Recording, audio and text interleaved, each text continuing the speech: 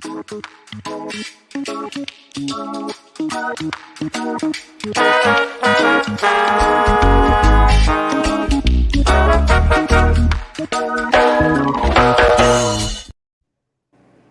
up, everyone? Welcome to another episode of Representing the Resin.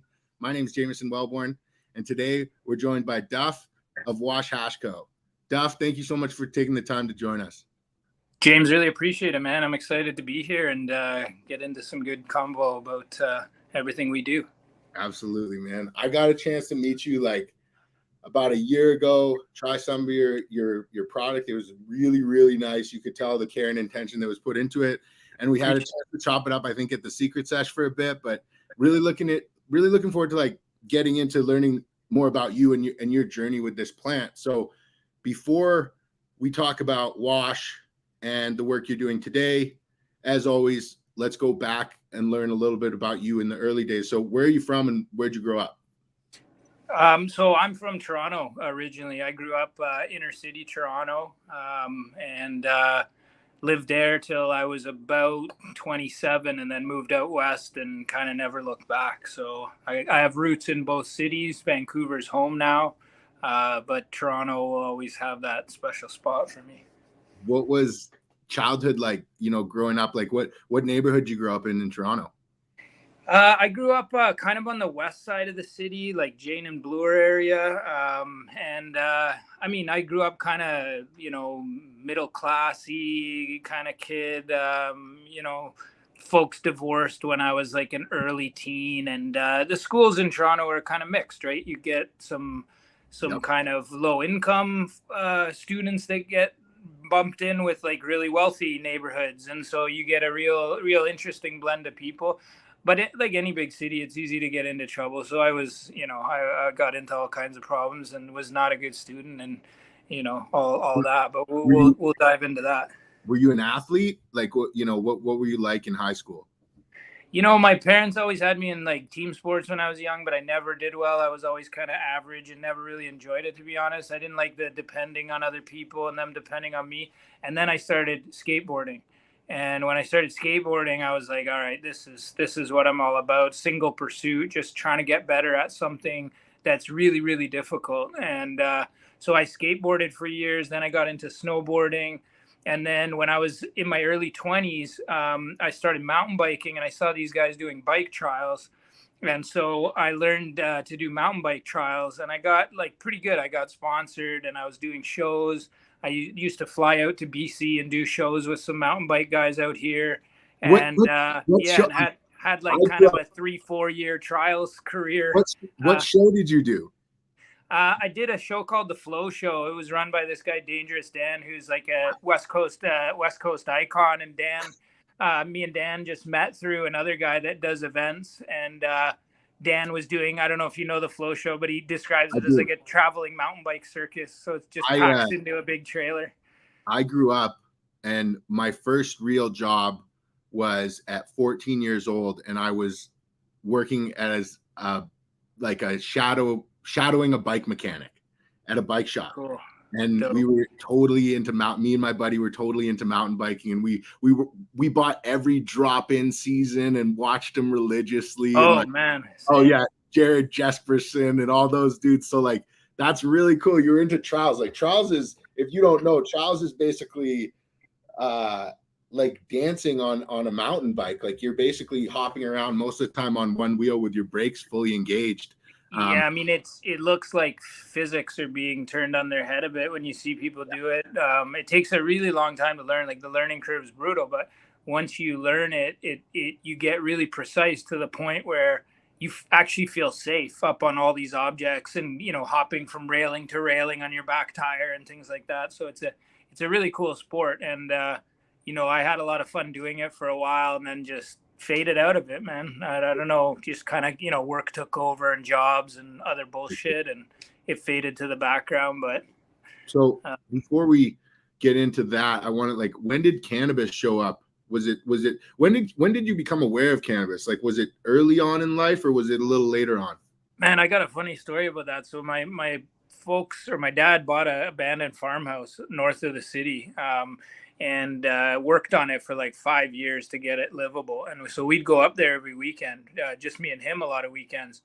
And he'd always be smoking these, what he would call roll your own cigarettes in the car. And I always used to tell him, those ones smell way better than the other cigarettes. Like every time he'd light one, I'm like, I like the smell of that one.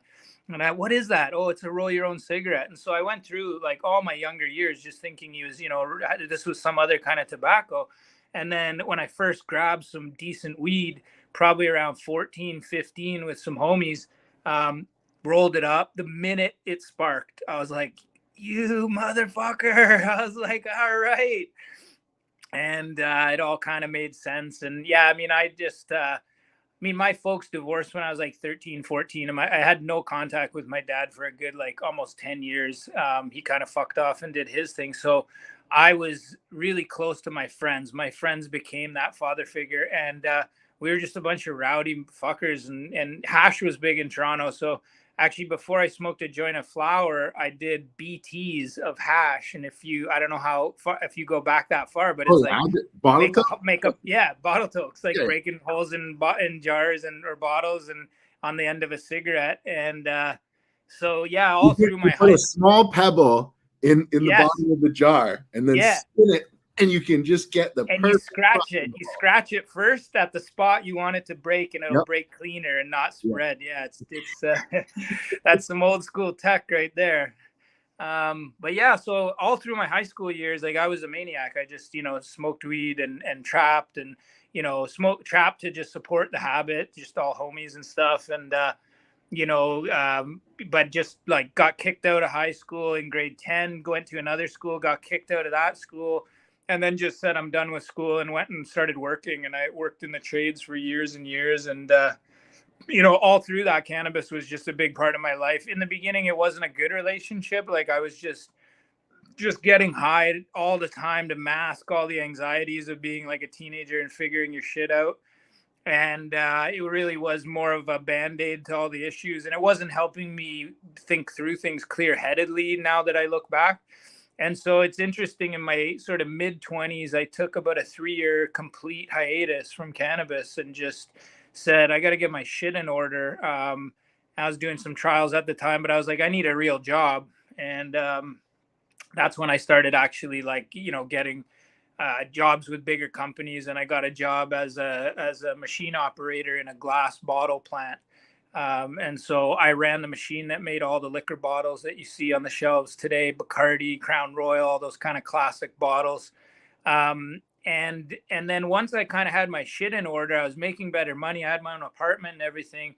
Then I started revisiting cannabis and letting her back in my life slowly. And what I found at that point was it was a totally different relationship, because I was using it for beneficial reasons. It was helping me be more empathetic, more introspective, more self-aware of like my own bullshit. And it was really like this enhancer instead of this kind of Band-Aid solution for being an idiot, to be frank, so yeah. And I mean, I grew back in those days, quite a bit in the kind of like 18 to 24 years back in like the 90s and stuff. And well, what were your first setups like? Like, let's talk about that. Oh my God. Like, I mean, there was a D-hum. So you'd have a D-hum in there. And, but the D-hum was always like one of those, like, house ones that you have to vent and all that shit. And, and then HPS, mostly just those big HPS bulbs. And I actually had those ballasts where you could switch up metal halide and HPS, and you could kind of run your veg with one and you're flowering with another. And then like the top tech I ever had was a rail that used to run across the room slowly with one of the bulbs, to give more coverage. So like that was like the highest tech shit at that time. Light movers were super hot. Like in the late 90s, early 2000s, the light movers were the thing. Yeah. And then just in like sketchy areas, like a lot of my shops were right in the middle of Toronto, like in busy residential neighborhoods and basements, getting vented out onto like, busy streets, and just the kind of setups where you feared every single day being in there, Yeah, there was no, it was stressful 24/7. You were either there worrying or you were away from it worrying. Yeah, absolutely. And of course it was, pro mix and some salt feeding, like real kind of basic, and no real thought about crop steering or things like that. It was a much simpler. Was what you were growing staying in Ontario? Yeah, always. Yeah, it was just for friends and family. I mean, they weren't big setups, kind of like 50 plant rooms at biggest, 100 plant rooms. What were you growing? What do you remember growing back then?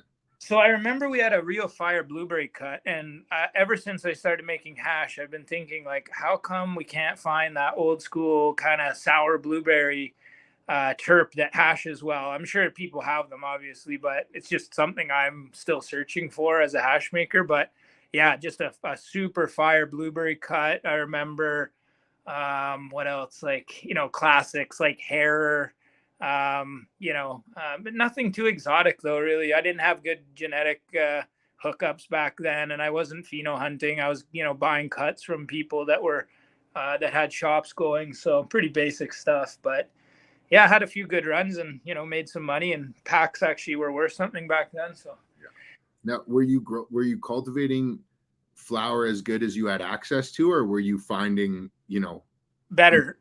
Like back then it was so hit and miss. You'd come across nice indoor flower, but you'd also hit like outdoor runs of things that were still pretty loud, but like you could sort of tell it wasn't indoor grown. And and it was just really hit and miss time. Like I talk about it all the time, how spoiled today's consumers are, and you see it in the way that they review products and how harsh they are on things. But back in the day, it was like, if it smoked like, triples, it was awesome. You were stoked, and so what I was growing wasn't like top of the shelf in terms of today's standards at all, but back then it was pretty beautiful.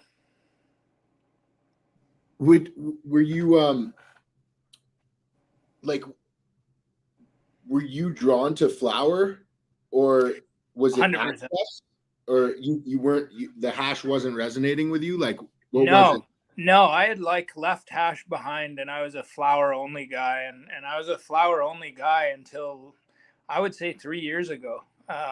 3 years ago, I finally decided to like explore rosin again, because when I had first tried it, it was titanium nails and red hot dabs, and that might have just been the circle that I was with, but at the time. But I mean, I didn't have access to anything enjoyable. And then when I saw people using all these temp sensors and stuff, I was like, yo, this is worth exploring. And then of course, like, the first few dabs you realize how much you're missing as a flower smoker. And it's not a little. From the flavor spectrum, it's like, to me, it's like 60% is kind of goes up in smoke, and you pick up that 40, and it does give you nuance. And you can definitely, if you're a flower all the time person, you can get a good taste for these things. But it's like, there's all this world that I was missing for so many years. And especially with the strains that have, fruit names or this name or that name, so a lot of times you get the flower and you're like, I don't know, I don't really get that. Like, I don't really get whatever terp they're saying it is in the name. But then you hash it, make rosin, and you're like, oh yeah, this is 100% that terp made by a plant, So yeah, to me, it was just a huge eye opener when I started getting into it. And, but yeah, back in the day, flower. Yeah, it's incredible. I mean, I had a similar story where, traditional hash was a part of my childhood and early days, and, we'd love to fool around with it, but I never was like waking up in the morning being drawn to a BT. I was drawn to a bong or some flower.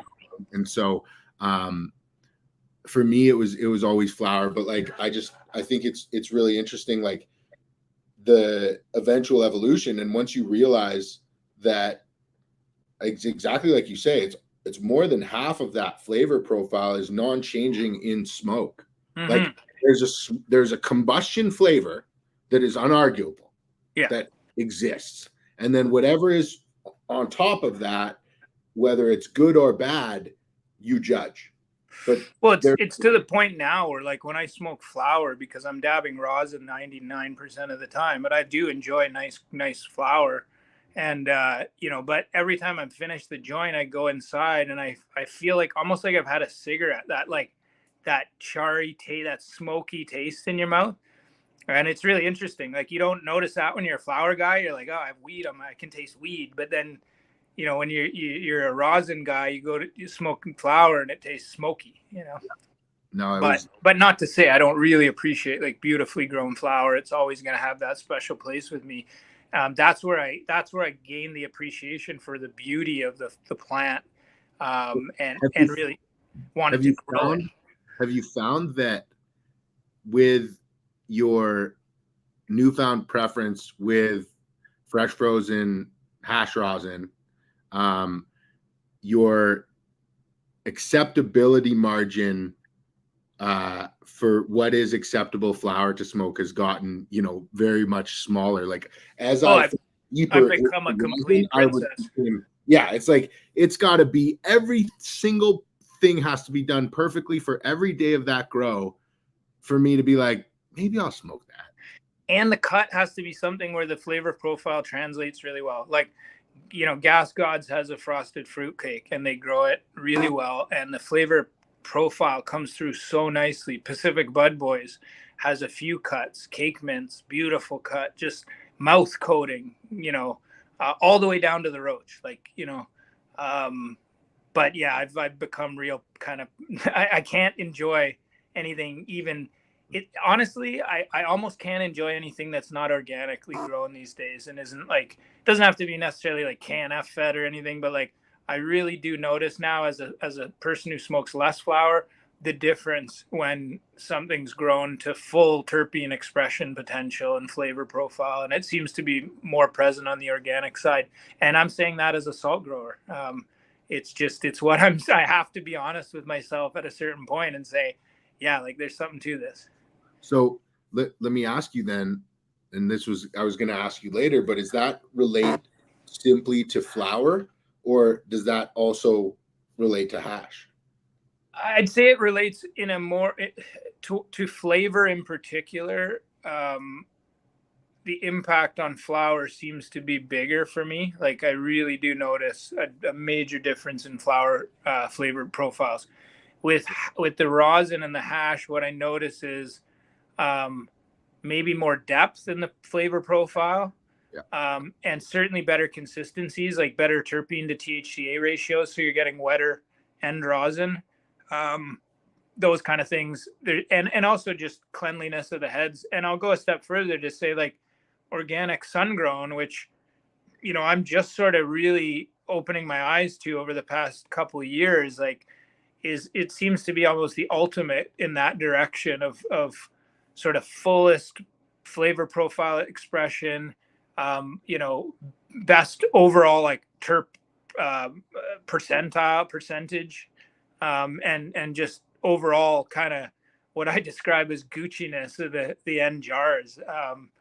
And as a flower guy, like, back in the day, you'd kind of scoff at outdoor. Like, it was like, oh, it's outdoor. Like, it's going to be a little harsh and kind of, just not as nice. But not the case in these new light depth greenhouses that everyone's running that have environmental controls, and they're getting in 2-3 runs in a summer, even in Canada. It's wild. Yeah, when done correctly, outdoor is incredible, and only true science will be able to tell, but I find it more intoxicating and longer lasting. Interesting. So, and I don't know whether that is because I am exposed to more indoor, more light assisted sealed greenhouse. But yeah, when you do have the right sun grown heads, those are some of the hardest hitting heads or rosin that I've encountered, and I find that to be true both in hash and flower. Yeah. So I don't know, but I mean, I don't know if you turned it on its head and you just I'm just smoking the best sun grown for a year, and then you give me indoor I don't know if that's experiential based where your body becomes, more used to one and then the other stands out, and I don't believe that. I think truly that outdoor is really the outdoor with no material between the sun and the gland, but but then you've also got the issue of too much sun. I think cultivating for resin and cultivating for biomass, smokable biomass, are going to become like two very different schools of thought. And in cannabis school, it's going to be like, what did you major in? And it's like, I majored in resin production. And it's like, what you major in? And I majored in biomass. Flower aesthetics, right? Like there's another one. Like for flower, it's so much aesthetics. It's 100%. So it's like one, like with those, I agree. Like I think some of the sun-grown flower can be nicer too. It's just, it's going to have a looser structure. It's hard to harden the plants off the same way and get them to tighten up the same way as you can with a really controlled indoor environment and strong indoor lights. But you're never going to have an outdoor flower as pretty as an indoor, and that's fine. And if you're a sophisticated smoker, you're not smoking with your eyes the same way we're not dabbing with our eyes. And so, I mean, we all know some of the craziest cuts or some of the ugliest girls you'd ever kiss. Like they're just, but that's what makes them special. And there's, like Roji OG and, Poncho Farms posted a thing on Lindsay OG and posted some pics, and, she's not pretty, but man, like you can just tell those special cuts. And, as somebody who's pheno hunted a fair bit, I've come across so many just really the terpiest, wildest plants I've found have often been not commercially viable because they just grow so funny. It's almost it's really hard to get. Like I see the industry going like is that there will be the commercially viable, ultimate commercial viability crop is going or genetics are going to be created in the labs by the scientists and the teams with the well-capitalized companies utilizing the genetic work of the legacy, but really getting in there and CRISPR and all that great stuff. But what's going to happen is there's going to be these cultivars that become known as the commercially viable cultivars. And then there's going to be all these craft cultivars that cultivators are going to have to make the conscious decision to grow, being like, we know this isn't going to produce as much THC. It's not going to produce as much weight, or it's not going to produce as much loose resin, but the loose resin it does produce is going to be delicious. And we feel as though we can market that to the right pocket and make our business viable. Maybe not at the margins that these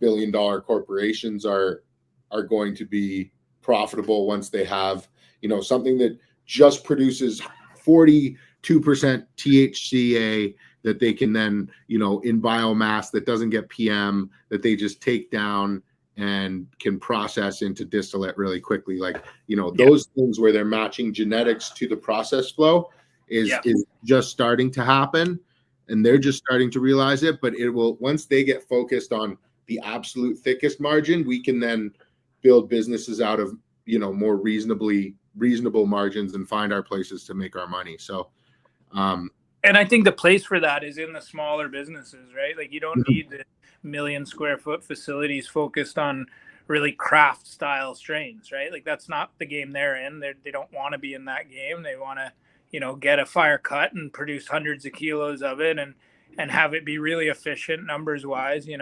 but, when you get into the micro world or even, the really small LPs, you can maybe create a better environment for that type of product. And you're going to have a customer base that actually follows the brand a little bit more instead of following maybe the strain that's out, so and so then you build a bit of trust in these guys to be putting stuff on the shelf that's special. And all this sort of farm to table legislation stuff, it's going to be huge for that too, I think. I think that federal legalization in the US is going to really trigger a lot of lawmakers to change their views, breathe a sigh of relief, and understand that they don't have to be in the global spotlight breaking the for cannabis legalization in G7 nations. Like it's the current Canadian powers that be and people in power are not comfortable leading this charge. And it's unfortunate. Could have probably made billions of dollars, probably could have set up Canada for, the next 100 years to be a global, like Canada and Israel right there. Boom, boom, boom. No, they're just going to shit the bed. But they've shit the bed on a lot of things, and that's not this show.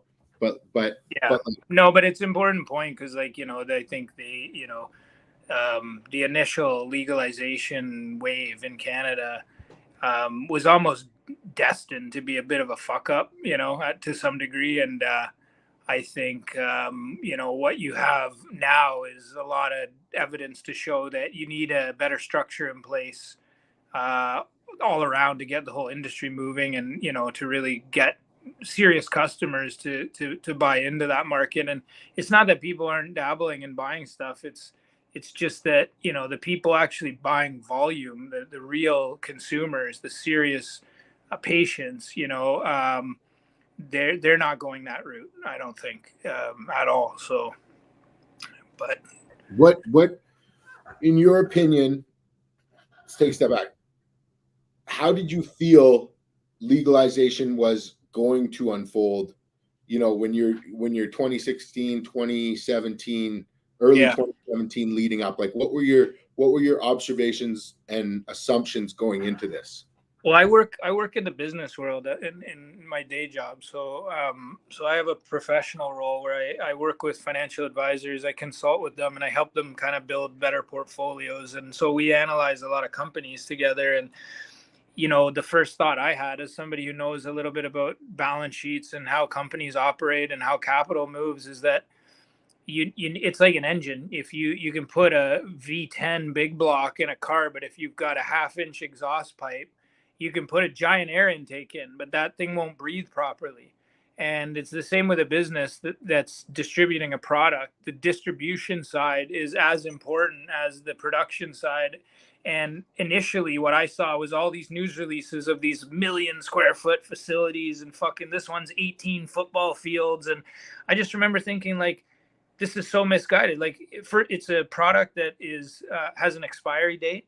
It's a perishable product, and it's a product that people need to interact with and always have been able to, right? So, taking away the ability for consumers to interact with the product was a big mistake. And also just the arrogance of these giant corporations to assume that, if we make it, they will come. That was the biggest mistake. And if you look today or even back in 2016 at what was working in the gray market, branding was already happening. There was already like followings happening and people waiting for drops and all over Reddit talking about producers. And they were so arrogant. They just ignored all that and were like, whatever, we're just going to fucking put a brand out and sell millions of pounds of weed. And it's like, no, it doesn't work like that. And, but that's when you have something like, the whole mood in the investor scene was like, oh, this is going to be like when alcohol prohibition ended and all these companies made all this money and shit. But I remember thinking it's a very different product. Cause like if you go up to a cottage for a weekend, right, you get invited to your homie's cottage. If you're a drinker and you want to ball out a bit, you're going to go to the liquor store and spend $300-400 on booze, maybe some nice wine, a nice bottle of scotch, some beers to crush by the dock all day. Like it's really easy to consume a lot of alcohol, but unless you're a serious cannabis consumer, like most people smoke half a joint and they're toasted. And so that same weekend in cannabis for the average user might be a $20 or $30 purchase, and there might be some left over. So like, how could you possibly justify these kind of spaces that you're building and the kind of amounts that they can produce initially? It was just foolish, I think. Being in the financial world, you must have had some pretty frank conversations over morning coffees with these guys, basically with these guys being like, yo, we're taking this thing to the moon. Like we're cashing this. Yeah. Like, and then you'd be like, well, what lights are they growing with? And they must have probably said, bro, I don't give a, like the facility's never going to get built. Like it's a fuck, like it's in the northern Northwest Territories, it's got no service. It costs $5 million to pull the power out there. We're just raising this fucking money in fucking cash. Like, that was going on so fucking much that it got normalized. That it was like, oh, that one's gone, or oh, that and at first everybody was hitting, and then it started to go to, oh, it came par for the course where some weren't hitting and some were hitting, and you were less and less opportunity came, and then it was like, oh, well, you know, they're all just crooks and criminals, and well, it attracts easy money, right? The kind of wealth that tries to jump on those hot new ideas is not always smart money. And when you just fill some bank account with money for a corporation, put a CEO in charge, he's never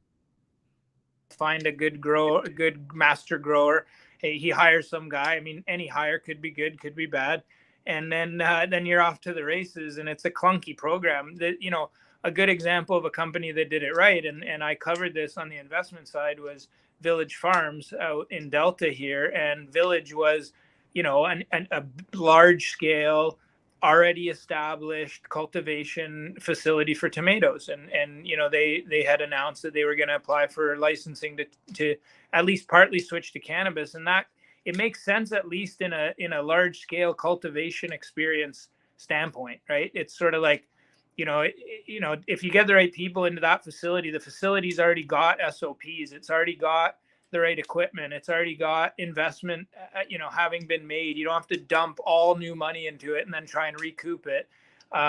You know, and they seem to be relatively successful. So it was like the ones that thought it through a little bit that survived, and the ones that were goofy, and you could tell they were goofy. I mean, you just, and they're the same ones shutting down big shops and selling them off, and it's all capitulating, you know.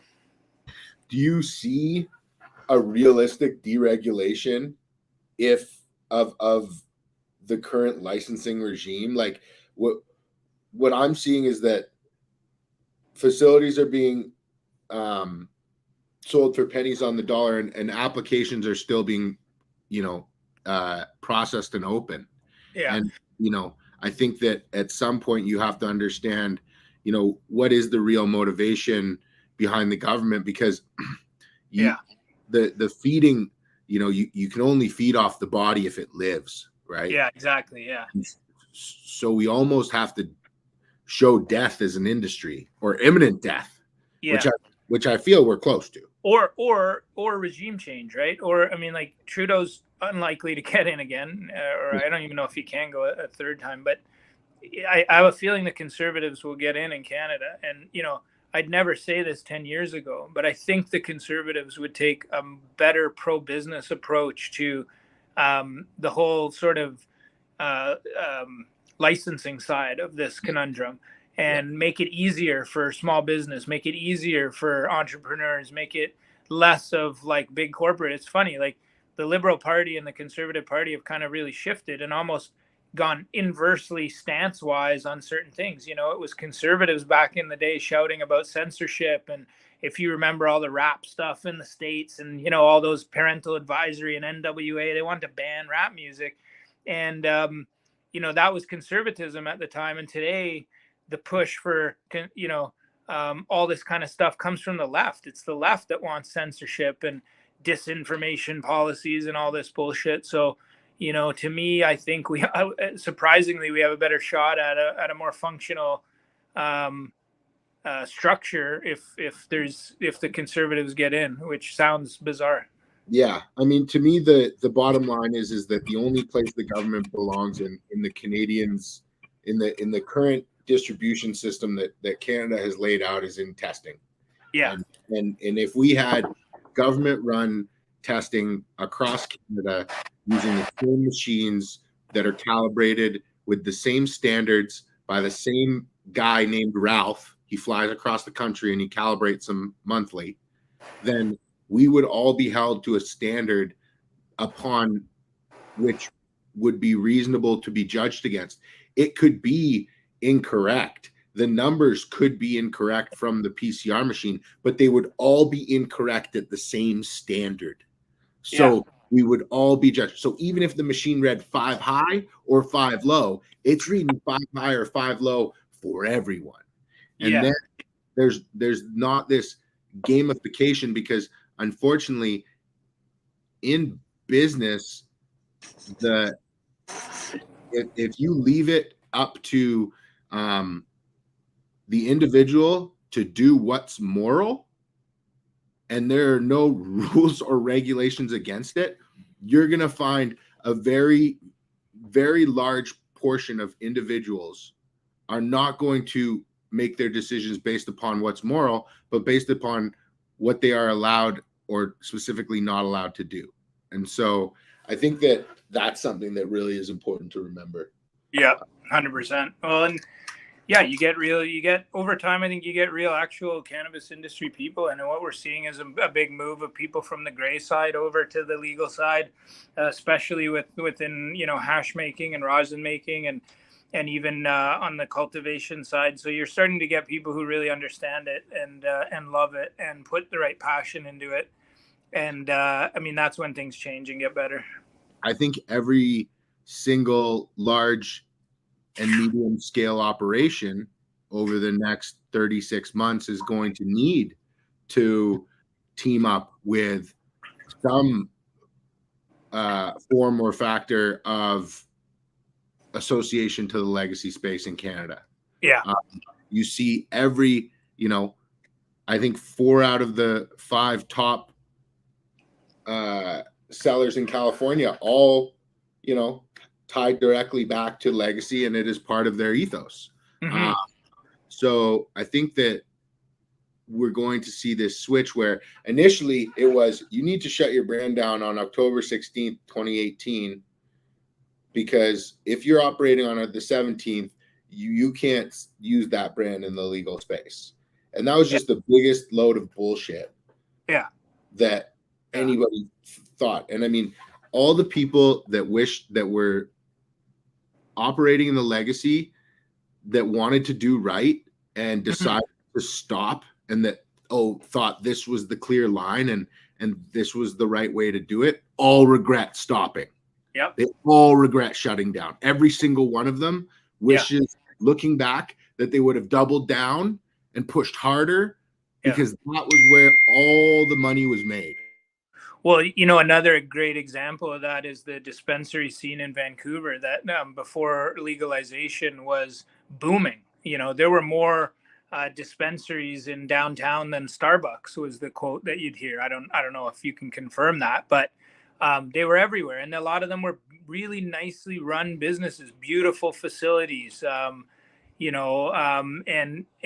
connecting and distributing work by really good cultivars. And what happened during, right after legalization is the city went to them and said, okay, you guys want to now get licensed legally.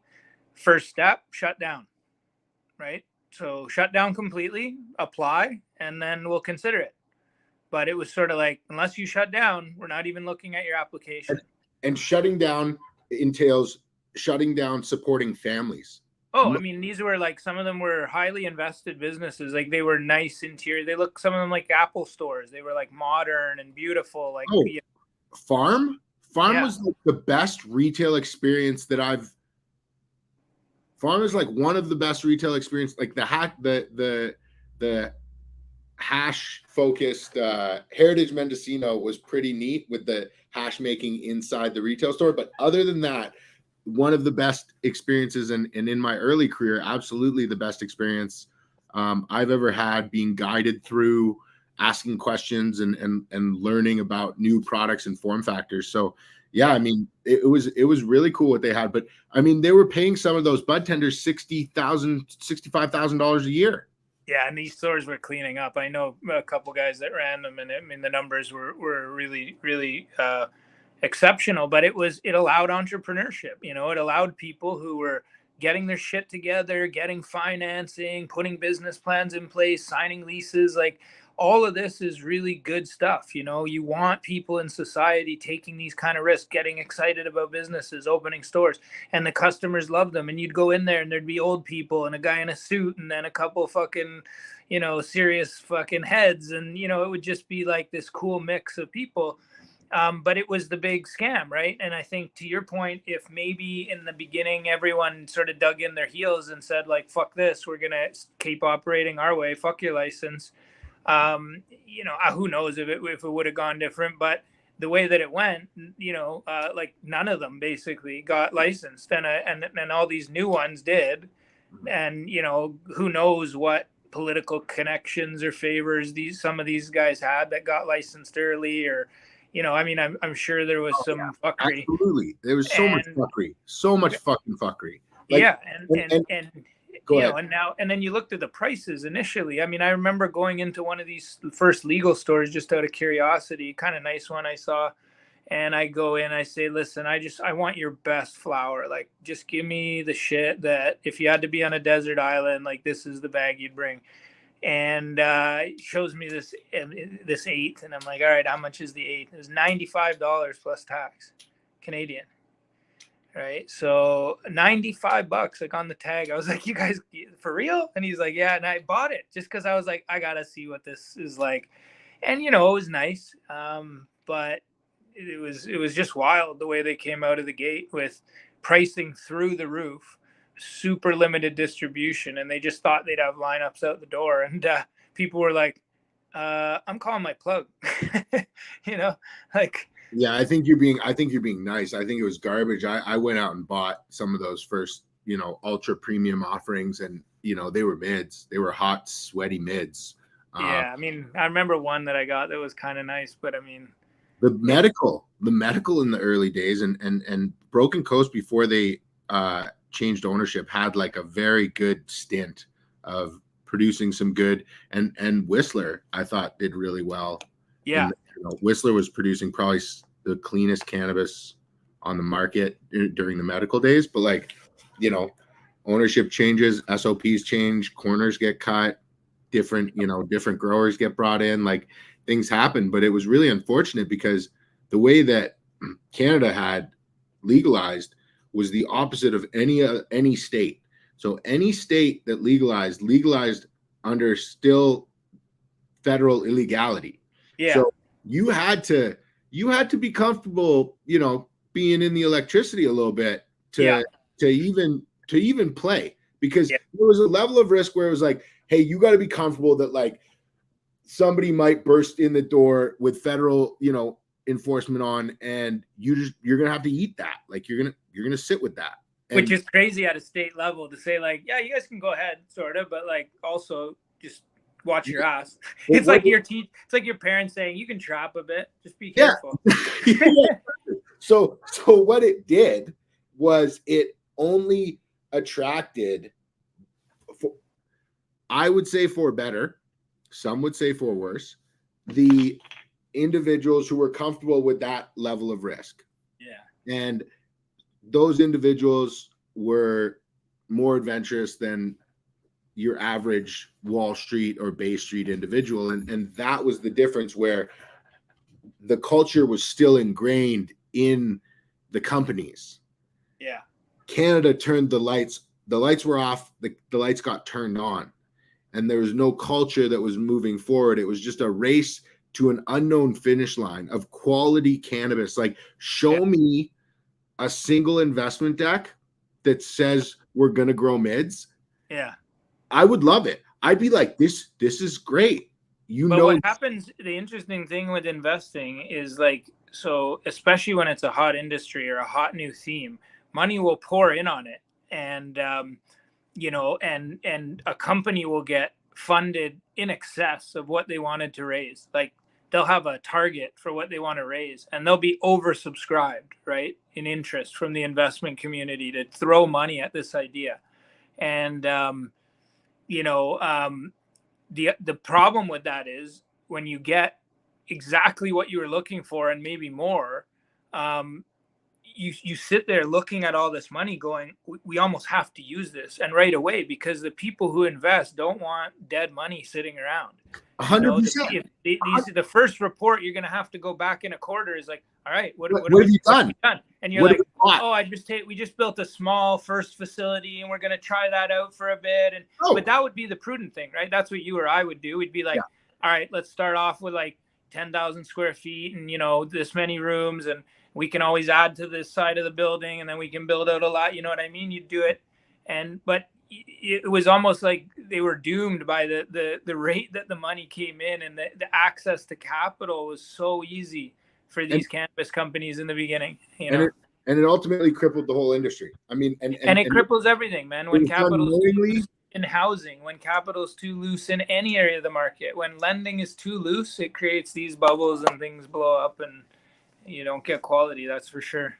And every single investment banker raising money knew what they were doing as they were doing it, but they were all doing it. And so if I wasn't going to raise this money and do this, somebody else was going to take these guys public or whatever it was. And I remember working for a publicly traded company that had operations in Canada and the US, and they went, how much cultivation space do you have?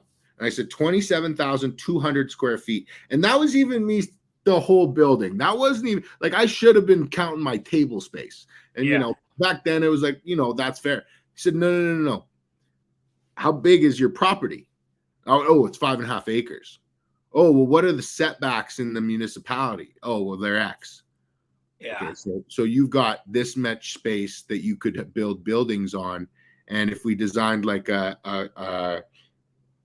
whole campus, you'd have roughly this much space. So we're gonna raise money based on your ability to produce that much cannabis. And then guess what? Try living in that shadow when reality smacks you in the face. You're never going to be worth what you were worth before you were doing nothing. Yeah. So, and it's insincere money, at the end of the day. It's not money that is, to your point, sincerely trying to produce the absolute best quality. And that's the one thing you find with anyone legit in this industry, either in hash making or growing or whatever, distributing, is like a passion to do it really well. Like, not just do it and not just fucking, make bank, but to really execute at a high level. And that's, it's the big missing piece on that side. But it's changing, I think. I think they're getting it slowly. There's growing pains. I mean, there was a lot of people who a major part of what attracted them to cannabis was the amount of work to margin that they were able to garner. And that work to margin ratio has changed. And it's probably never going to go back to what it was. And I think that there are people trying to understand, how much more work is this going to take, or what new version, because growing the best weed and then letting somebody else brand it for you and not controlling your path to market is the silliest thing that you can do. Somebody's gonna, if you grow good product, somebody's building brand equity off that. And if it's not you, then you better be paid well enough for you not to mind it being you. Yeah. And that's really what's happening is, we're heading towards a amalgamation of the industry where very few companies own a number of different brands. Yeah. And they have, their brand that caters to this target segment and this target segment and this, and they take the tops from this facility and they put it for this brand. And that is where it's going. And that's not where I want it to go. And so I think that figuring out ways that we can band together and still and enter into good deals where we don't lose control of the things we create, or if we lose control knowingly and okay because we cashed out, but not unknowingly, because we can make another brand. You can make another brand. Yeah. But they can't make what is so special. Like, I mean, Resin Heads. Resin Heads is an example of this. Resin Heads was started by a long-time legacy maker who, was deep in the medical community, was a patient himself, understood what products were wanted, went and worked in the belly of the beast in one of the worst companies in my opinion, and then left. Started a brand that knew would get traction, put out product with very little product put out, got a lot of traction, and then translated that traction into leveraging it into a licensing deal to a large scale company. Like, I mean, that's the blueprint. Like, that's what you want to go. That's what we want to push towards, is we want to push towards, you know, your resume is your notoriety as quality and legacy, or your notoriety for X in legacy. If it's, you know, maybe it's not quality, maybe it's a affordability, you know, whatever it is, your notoriety for that thing leveraged into the legal space. And it's a tricky one because, you know, there's hash makers in Canada that have done it and sold legal brands over to the, or, you know, gray brands over to the legal side.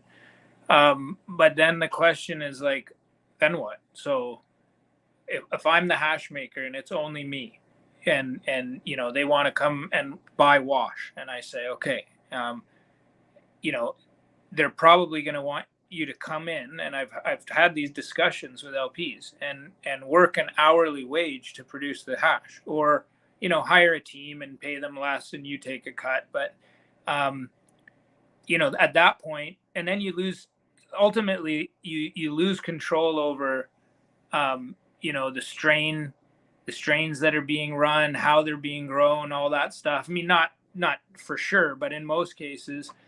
And it's just, to me, it's, you know, and none of them are really trying to put those brands out yet. So it's been interesting. And so I've talked to a lot of hash makers that have had offers and turned them down because it just didn't seem like there was enough benefit long term, or enough real interest to maintain the brand, grow the brand, and run it the same way kind of that it's run on the gray side. The vision seems to be different for the ones that I've seen land on the legal side. And we're in our infancy, right? Yeah, like yeah. It's still being developed, and it's a game of, you know, holding till you feel it's ready to release, or it's the right time or the right opportunity with the right individual or right group. And you know, putting together the right deal and spending the money on the lawyer to make sure that it's the right deal for you, for your brand. If it's enough money and they want you to walk away, and you know that they're not going to be doing things the way you want to be doing it, and you can sleep at night knowing that was, you know, this business was built to be sold, built to take care of my family, and I feel good about that, go for it. And you know, you can release it through the grapevine to the real community that's happening, or you put in an ironclad agreement where you go, no, if I don't give it the final sniff and check, then they don't put my stamp on it, and it goes out as XYZ. Yeah.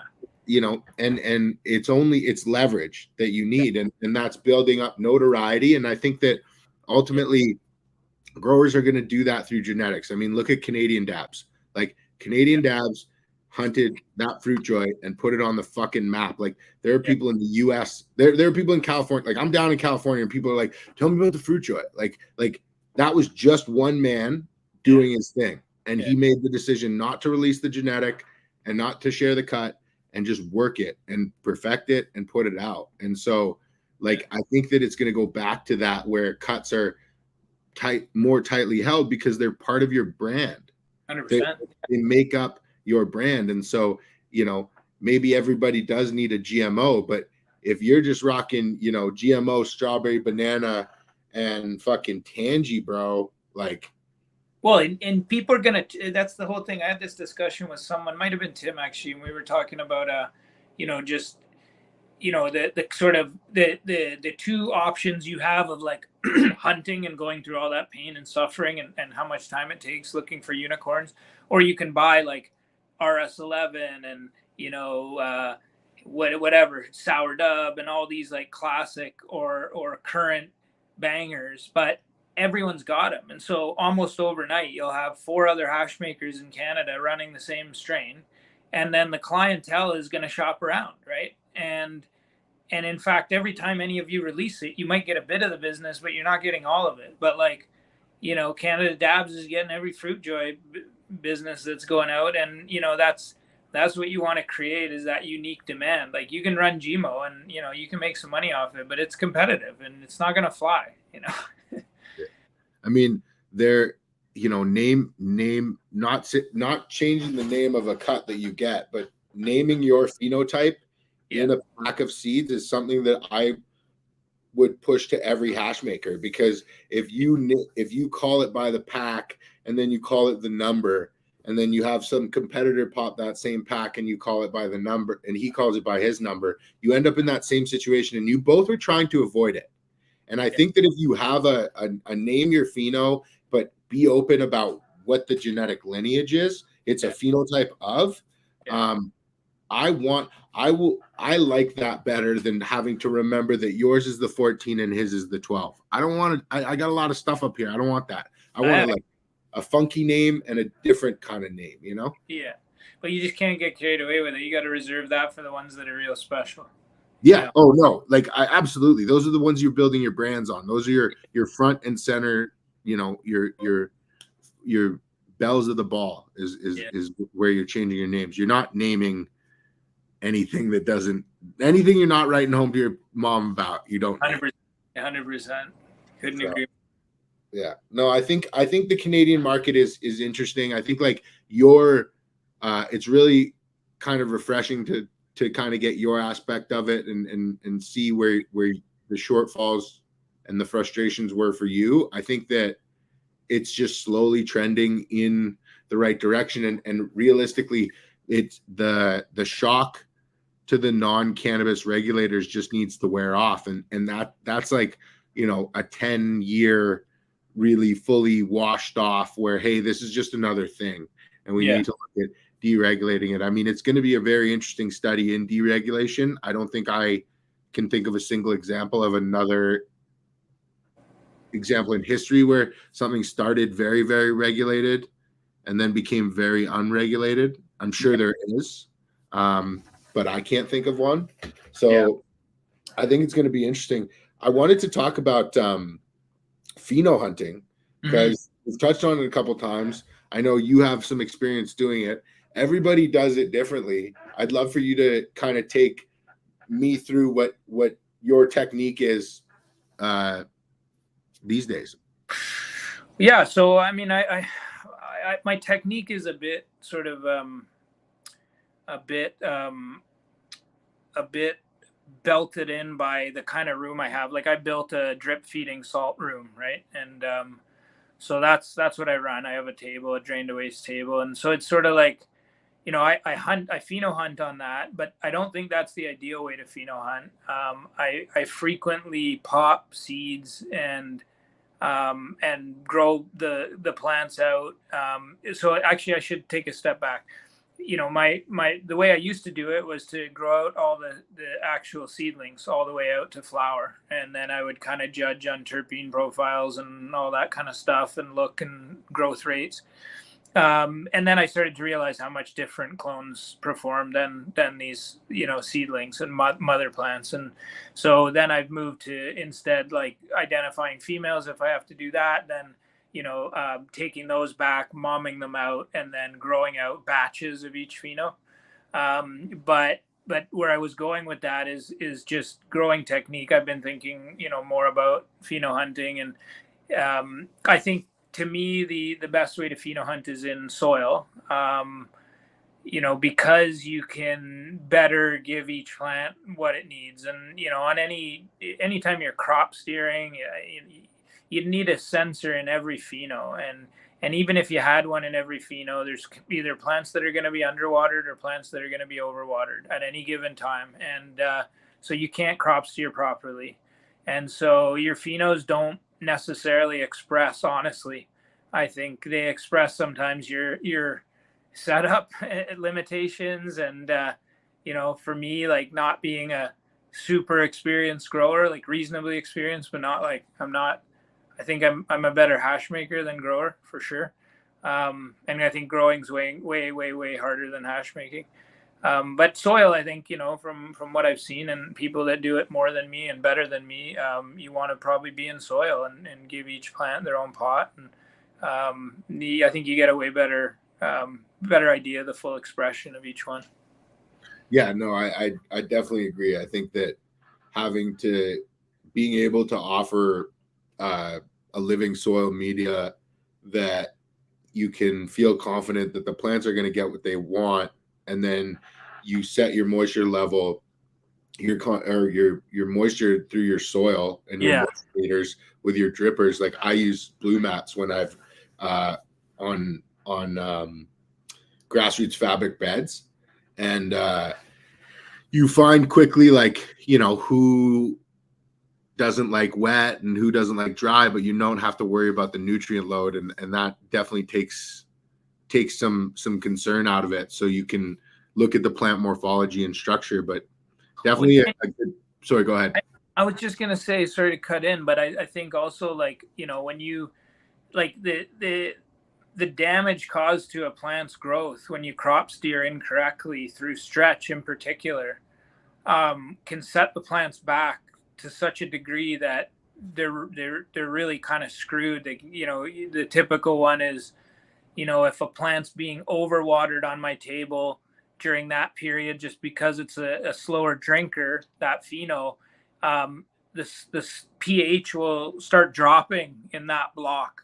Nice, because it's not drying back fast enough. It's sitting in too much water. The dry back tends to be too long, sometimes 2 days for some plants, and you get pH dropping and excess nitrogen uptake. So that clawing look, that hooking, and once those leaves have darkened to the point of toxicity and getting shiny and kind of hooking down, like, they don't work through that nitrogen. They don't come back later, and they also don't get the same trichome coverage and formation and density. And so your plant, it almost looks, I've seen it happen in my room, where they almost look like they have a viroid. They look like they have HLV, but they've been choked out by nitrogen, and they run the rest of their cycle like that. And they produce some heads, but it's just, that plant really suffered. Whereas in soil, even if you get that hydration, you know, percentage wrong in the soil for a plant, the impact isn't as great. You don't see like huge pH swings and just wild growth behavior, yellowing out, you know,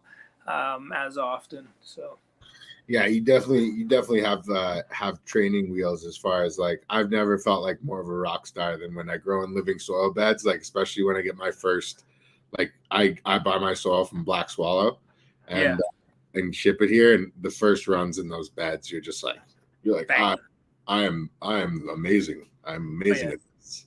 Yeah. Yeah. But, and then you go through flowering, and you're like, oh fuck, now you're on a roller coaster. Yeah, at the end of flower, and then you're like, I'm gonna run this soil again, and then you got a different story. Yeah. No, I think pheno hunting is super interesting. I love to talk to people about how they do it. Like, I think that you see guys who run farms running a lot of like small pots, trying to push herms out in their first cycle, and just you know, before they want to really look through a population. And so I think that there's like a lot of good ways to do it, where, you know, you're able to be not 100% on your decisions, but 75 to 85%, where, you know, you might miss something odd that you might have had to baby a bit more, but you can look through a lot more larger populations when you're running very small pots. So it's always a trade-off. Do you want to be slow and steady, or fast and maybe not as thorough? So and a lot of people talk about these days, but, you know, you think about how many phenos, to your earlier point, when people number their phenos, like, how many phenos have you seen under 10, right? It's always like this number 4, and I'm guilty of it too, because it might be one pack a lot of times, right? I just snagged some pack, and I wasn't fully committed to that strain. Like, I don't know it. I've never grown it, so I don't necessarily want to invest in 4 packs. Oh, for sure. But that's the pheno hunting. You need to do the bigger hunts, I think, to really find the gems. I mean, you can get lucky in a pack, and, you know, I've had 1 or 2 kind of decent winners, but you know, like, I have a lot of packs these days, especially if it's like kind of you know, S1s and stuff, where you get very different offspring, you know, and like half your phenos lean one way, half lean the other, and then there's 2 weird ones in the middle. And you know, when you're washing, sometimes, like, I've washed a few strains where, like, literally half of the phenos were like sub 1%, and then the other half were like 3+. Yeah. You know what I mean? And you could determine by smell which one was going to wash and which one was. And if you washed all those phenos together, you would be like, oh, this is not a good yield. But if and you'd get thrown off by the terps, because whatever, like you get these kind of unique terps on the more, the kind of BHO terps, terpenoline, and all these kind of ones that, in some of those really low yielders. And so you get kind of spoofed on what the actual taste is going to be too, because sometimes they're louder, some of those like low yielder terps, I think it has to do with who's looking at the plants, because it's just like, I don't value a tremendous amount of individuals' opinions on cannabis who consume cannabis. There's a very, very small select few people that have, dedicated their lives, probably are makers, consuming every day, that really, I value their opinions on, if they consume something, because most people are on a journey where they, haven't tried or haven't developed a palate where they can tell, discern that incredible quality. And I think that same thing goes for pheno hunting. I think it's experience. And I think that if you hunt a pack and you need to find something in that pack, you're going to fucking find something. And it's not until you really put it through its paces and really look at, somebody else's work and your work and so go, true, man. okay. I found phenos, I was like, this is a banger, I'm so stoked, blah blah blah. And then by the third run, I'm like, what the fuck was this isn't it. No one even wants this. Nothing like that. And I need something like that. And that's the same thing as where, you can give somebody something that, you would discern as your second press or mids, and they'd be like, oh, that's really good.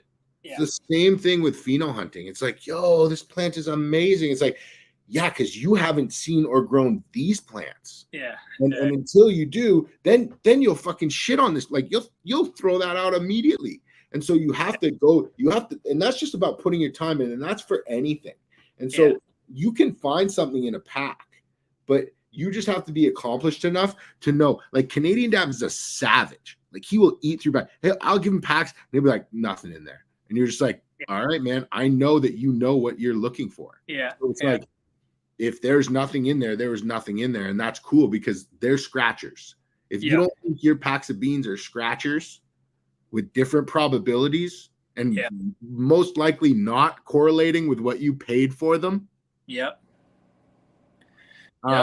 That's so true. You gotta be harder and harder on your own hunting. And the other thing I think that a lot of hash makers make the mistake of, and I certainly did, just inadvertently, like subconsciously, I was focusing more on yield. I was so obsessed with like what I was getting out of these runs, and what my cost was, and what my what I needed to do to make it make sense on paper. And and over time, I've realized 100%, like you're better off having a bunch of like 2%ers that are just wild, like Fruit Joy, and those are the ones that people will care about. And it's your longevity will be better. Your the way that people react to your products will be better if you take that sacrifice on output and numbers. And that goes to what you include in your catches, and what you're putting in your rosin bags, and how many presses you're putting together, and all this kind of stuff. I mean, not to say I don't trust other hash makers, but there's fuckery, right? There's people putting out to fourth, fifth wash into this is first wash, and there's people putting 45U in because it looks clean and saying it's 70 to 149, and there's all this shit. But if you're really true and rigid with what you determine to be the quality range, and only include that and put those jars out, it shows in the work. And you may make less money, but you're gonna definitely get noticed more. And it's who's your clientele, because the real ones can tell, but the people that are new to it, like I said, will not be able to pick up on that 45 or that new, like, what's that flavor? You know what I mean? Like it's and then, okay, well, cutting off your nose to spite your face, easy now for harder later, now, easy later. I mean, the reality is you don't get 99% of the reviews that people might have. They don't tell you. So there could be people walking around just really bummed on what they bought from somebody, and you know, and or you could just stay true to you, focusing on putting out jars you want to dab. Like, what's the cleanest I can make this oil, so that the jar I have for Percy, that's the same jar that's going out to everyone, is the most pleasurable to dab on, and you get the best expression of the terps without any sort of contaminant burning tastes and funkiness, you know. Yeah. I mean, you want your peers to be reaching out to you for trades and to get your material. Like, that's what you want. That Yeah. should be the goal, right? And here's another thing that isn't talked about enough with pheno hunting, especially with hash making, is the cleanliness of how the heads detach, right? Because I have strains that are chirpy and yield okay, but the rosin is never fully clean. There's always a bit of contaminant in it, and it's because you're getting some stalks or some whatever. Something about the anatomy of the trichome and the way it's detaching is resulting, or the way that the leaf structure, leaf integrity, all those kind of things, it's getting into the rosin. There's particulate ending up in the rosin that's detectable in the banger, detectable in my lungs and mouth, and some of those I've had to actually cut out of rotation because I just can't wash them cleanly enough, no matter what I do, no matter. So I think the other part of finding those unicorns is finding the ones that, and you can see it as a hash maker if you've done it enough. You can see it on the screens if you're washing something for the first time. You get to that 90 U screen and you're like, holy fuck. Actually, you're not even at the 90. Usually you're on the 150, and you pull that like 180 off and you look at that 150 and you're like, oh my God. Like, and it's always like a clean look and sort of semi-transparent. Like, when I spoon it and fuck around with it a bit, you can almost see the cleanliness in this like transparency that it has. And that's super unique too. And those are the ones that press the best. Those are the ones that come out the wettest. Those are the ones that blah, blah, blah, you know. Yeah. I mean, you know, cleanliness is incredibly important. And, you know, the color is still primary concern for a tremendous amount of consumers. So, you know, that's definitely going to have an effect. But I think that, you know, one thing that I've been talking about with some individuals, and this was brought up by MTS Farms, but, you know, we're definitely going to give homage to Frenchy Cannoli in having a one direction cycle, and then having just the suction of the inversion of the funnel that is created. Yeah. To minimize leaf destruction and things like that. I totally agree with that. Yeah.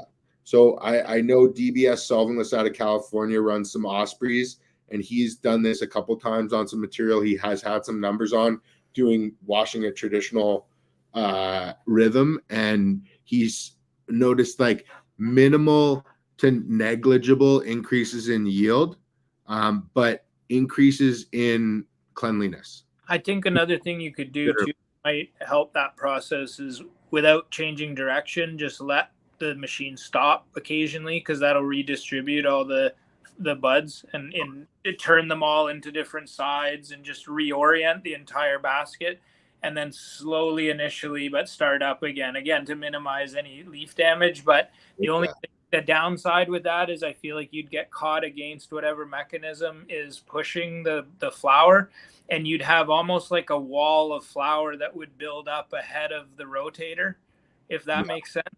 And so I think you'd want some variance in speed at least to like help things move around a bit. But I think that makes total sense. Yeah. Every time I'm paddling, I mean, I can't believe how clean you can, how much you can paddle flower, especially certain strains, and have everything come out super clean.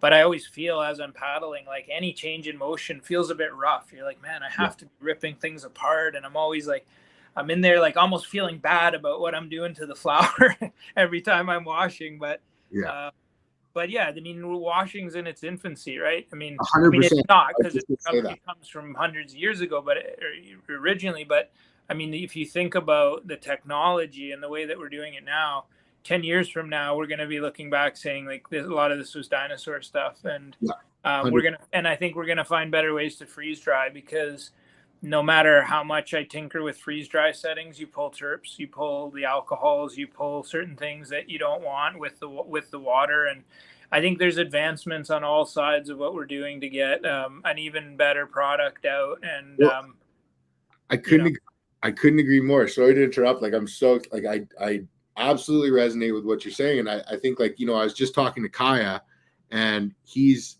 talking about how, consistently will prefer air dried resin as melt.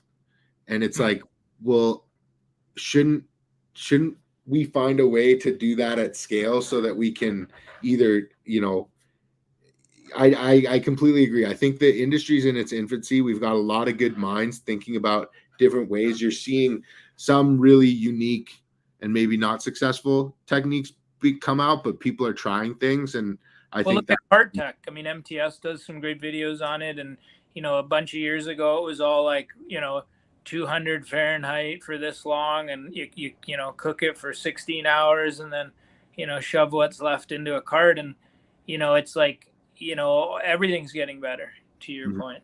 Yeah.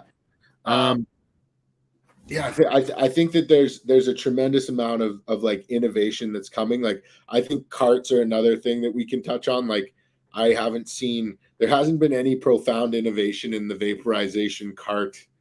And I think something that needs to specifically come out for solventless. And I know there are models that are solventless focused, and I think there are a lot of good people starting to get into the industry. But as far as like true innovation in vape carts, we haven't seen anything for quite some time. It has to be rethought to some degree with rosin, because with any cart, I mean, part of any bad taste that you do get from any cart, BHO or even the best carts have, some funkiness at some point to the taste.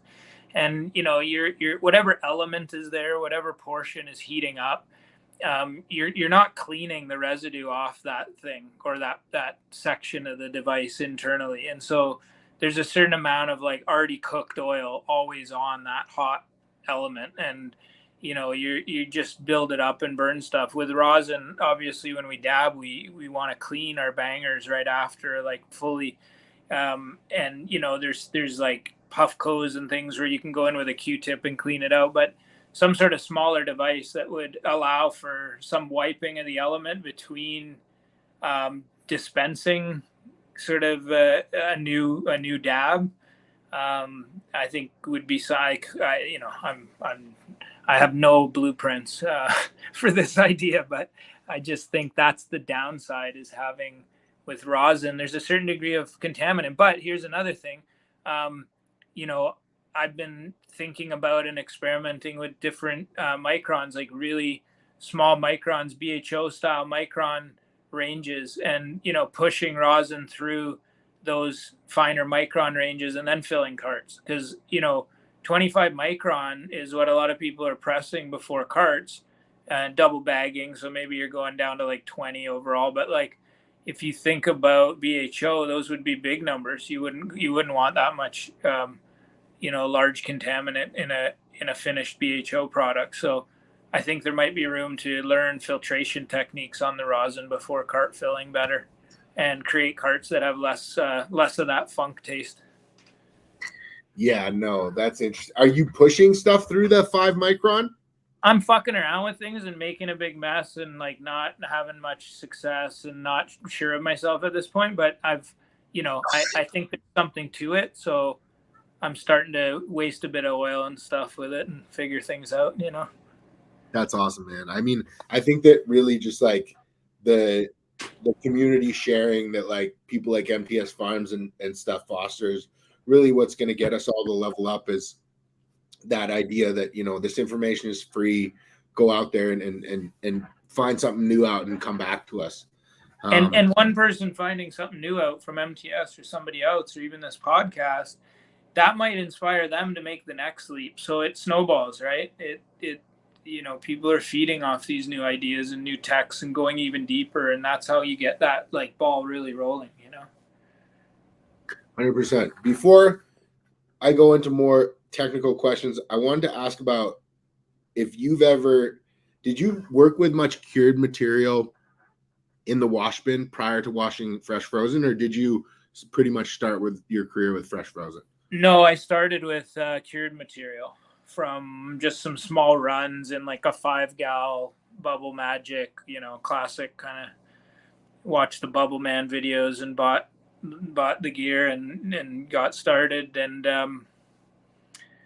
and then once I built myself a sort of semi decent setup, that's when I got into fresh frozen and started going that route. And there are guys who seem to wash dead material and do pretty well and produce some pretty nice looking colors and consistencies. To me, though, whenever I do it, I'm sensitive to it because I'm a hash maker, but the contaminant taste is always evident in the finished rosin, no matter how loud the strain is, no matter what I do. I just can't get the cleanliness I can with fresh frozen. So that's the route, but it's a tricky route, man, because it's the harvesting is really important, the handling of the flower, the way it's trimmed, the way that it's frozen, the way that it's transported. I've worked with certain farms for 5-6 cycles, and we've run into hiccups almost every run, and a lot of times it's just the growers trying to be more efficient and save time, and they're a bit overwhelmed and they shortcut on one thing or try to change a different way of doing something, and inadvertently you end up hurting the material and losing yield, whether it's how quickly it's frozen. I mean, I had a situation recently with a farm where they typically would have 2 workers in to do the takedown, and so the flour would be going into a chest freezer at the rate that 2 people can harvest. And then for one run they decided to have let's say 4 or 5 people in, and the rate that they harvested was so much faster that the freezer filled up very quickly, and they didn't sort of think about it. So they shut the freezer, it's packed, but you've packed it in like 2 hours, and now you got to get the temperature into the center of that block of flour. Could take 2 days, and so the whole middle wilted, and our yields went to like 1% on all these 3, 4, 5% strains, and it's that bad. Like the melting of material, even the slightest, really kills the yield, So it's precarious. You got to get every part of it right. The growing has to go well. The harvest has to be done with intention and with care. The transport, the hash making, the jarring, every single step. When you get a jar of Fruit Joy and it looks like it does and smells like it does, every step has been done to perfection with all kinds of thought and care, and there's no other way, really. I mean, talking to Kaya about the yields, some of the yields that he's claiming on some of these strains, and then you learn about his harvest process, and he's freezing on baking sheets before they go into the bag. So yeah, I've seen that. Yeah, that's cool. Like that's probably better, but it is. It's better. Like you got to really have built that capability. 100%. You got to have that infrastructure. Yeah, I've seen it, these racks and stuff, and I've seen a lot of new tech. And I mean, I was shutting bags 2 years ago, and like I'd harvest into a bag and then zip tie it closed, and now I'm letting them freeze open so they don't frost up as much, and all kinds of little things, man. Every little bit counts. 100%. And honestly, you're not sure about each bit, so you kind of have to try all the bits. Yeah. And assume that it's all contributing. Like you can never really get to the bottom of, does it really matter if I do this, or should I be more focused on this? No, you have to do everything perfectly, everything right. Yeah. Unless you're in a lab, you've controlled every variable, or that run you've controlled the variable to make the decision. You just have to stick everything at the utmost premium.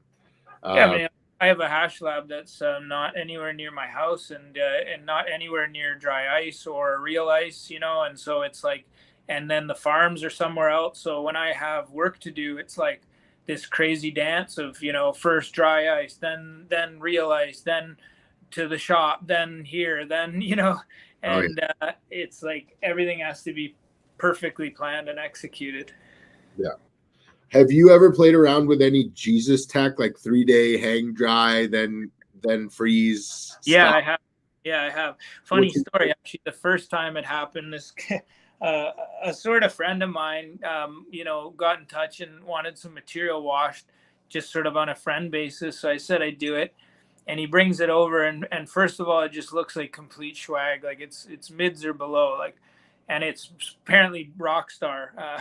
So I'm thrilled at this point, as you can imagine, and then I'm realizing it's kind of dry, and I'm like, so I call him and I'm like, hey man, this doesn't look great, and it's also, is it dry? Did you dry it? And he's like, oh, I had to hang it for like 2 or 3 days.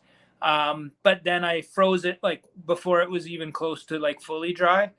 And so I'm like, all right, man, well, I don't know what that's going to do. I don't have good results with dried shit, but I'll try it. And so we run it, and we pulled the wettest, most Gucci Rockstar rosin that, like, if I put it in front of you, you'd never believe it came from that flower.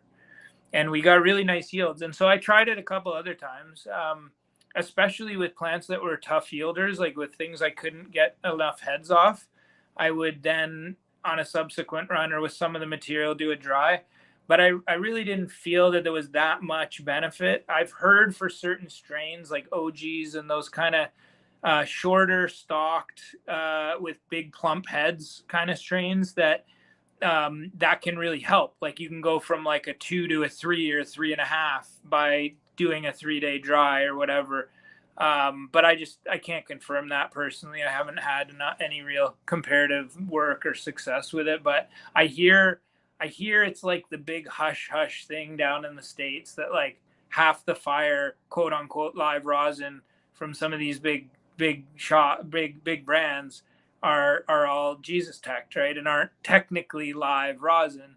But to me, I could care less as long as it's Gucci. But yeah, me too. I'm like, that's okay. You can keep that secret from me. I'll figure it out. But I hate the feeling of washing material that's been dried. Like there's something about the way that the paddle feels against non-live material that it's like stickier to itself. It's the paddle doesn't move as freely, and I'm a fresh frozen 100% over that Jesus tech most of the time. So and that's a pain for the growers, man. Like most of them want to make hash because they don't want to be hanging shit and drying it and monitoring the room. 100%. Are you washing a commercial machine or a stainless steel vessel or a brute? What do you use? No, I'm still in a brute. I've I was on the verge of going to stainless steel, and obviously there's some sanitation benefits with stainless steel, and also just less chance of chemical passover or anything. I mean, I'm not convinced brutes are any worse for us than plastic cups we drink coffee from, but I obviously brute the stainless is better, but the cost of them seems a bit silly on a lot of them. And I looked into getting custom ones made, and I just couldn't get it. I couldn't get the setup properly done, the welding for my liking, and so I'm just staying with the brute for now. But I definitely enjoy hand washing. I used to use Bubble Magic machines, and I got to the point of running 3, 20 gals side by side, and I would put about 2 kilos of fresh frozen into each one, into work bags, and then into there, and then people were telling me, and I was convinced in the beginning I could make just as nice hash with a Bubble Magic machine as a paddle. Like I was like, this is if I take enough care and I do it right, I can make. And then finally I decided to experiment with paddling and just see like what were the results, what did I get, and right away I noticed a big difference. Yields may have dropped a little bit, but the cleanliness of the hash, especially out past wash 3, 4, was way better, and I had more control. I could feel and see and smell when the material was starting to deteriorate a little bit, and I could ease up, whereas like whatever's happening in that machine for that cycle is happening. Sometimes you open those machines, the water looks like a kale smoothie after. You're like, oh shit, might have gone a bit hard on that one. So I love paddling, and I thought I would hate it. Like the idea of going through big jobs with a paddle in the beginning seemed terrible, but then I realized like getting work bags in and out of these 20 gal machines up on a countertop was killing my shoulders, like pulling the work bags out and pulling them in and dumping all this ice in. And it was just, And then I realized also with the, like a 45 gal brute, you can, I could run about 6 kilos total in the work bag. And I was like, you know what, I can run the same amount of material as I could run in 3 machines with a paddle, and might take me a little bit longer because the draining cycles and stuff's a little different. But that then I made the switch and just never looked back, and tossed all the Bubble Magic machines and gave them away, and paddle. And I'm really keen and interested to look at automated machines, and I think there's some really interesting options out there today. I just haven't had any experience with them personally, and I'm really apprehensive about contaminant and being able to run them soft enough but still get hash yields that are attractive. So I don't know. I need to fuck around with them. I need to get handling one, but there's a project I'm involved with that I might have some access to a machine at some point. So I'll probably get my hands on one sooner rather than later and do some testing and see. Maybe I can get some material in that I've already run by a paddle and see kind of how it does in a machine. It might be a good way to gauge it. You should chat with Mission Hill and Professor Q and MTS about the hashtag, because they all came to Melting of the Heads with very different needs and requirements for that machine, and it was incredible to kind of watch that machine kind of tick the boxes for each of them, asking for a very different thing. So I love hash making for making amazing product, but I also like doing it for the flex. It's kind of fun to make like beautiful full melt things like that, and so I'm apprehensive whether I can get these kind of results with a machine. But I do think they have the capability. It's a matter of us learning to use them in the right way and get all the settings and dial them into the agitation, forces and everything to run it clean. I think it's just a dialing in process in all likelihood. Yeah, I mean, that was a question that I had that I wanted to ask you was, what was your opinion? Do you think that, the quality level could be achieved with these commercial machines? And I think it's really, like you said, learning how to use the instrument.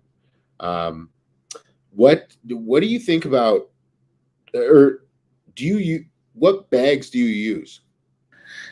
So I use bags from Micron Extracts. Yeah. And they're sort of a top tier competitor to Ice Extracts and any sort of good bag maker. And so I don't know. I had some consulting that I did with Nicotee early on when I was really learning the ropes. I paid for some time with him to really get my head around certain things, and he recommended them, and I liked that they were kind of a smaller company version of anything else that was on the market, and they were nice to deal with, and the bags have been just incredible. Like I still use a couple of my first bag set, and I've replaced a few of them along the way just because of physical deterioration, but it's been my fault, like scuffing them and creating little holes or things like that. But they're excellent bags.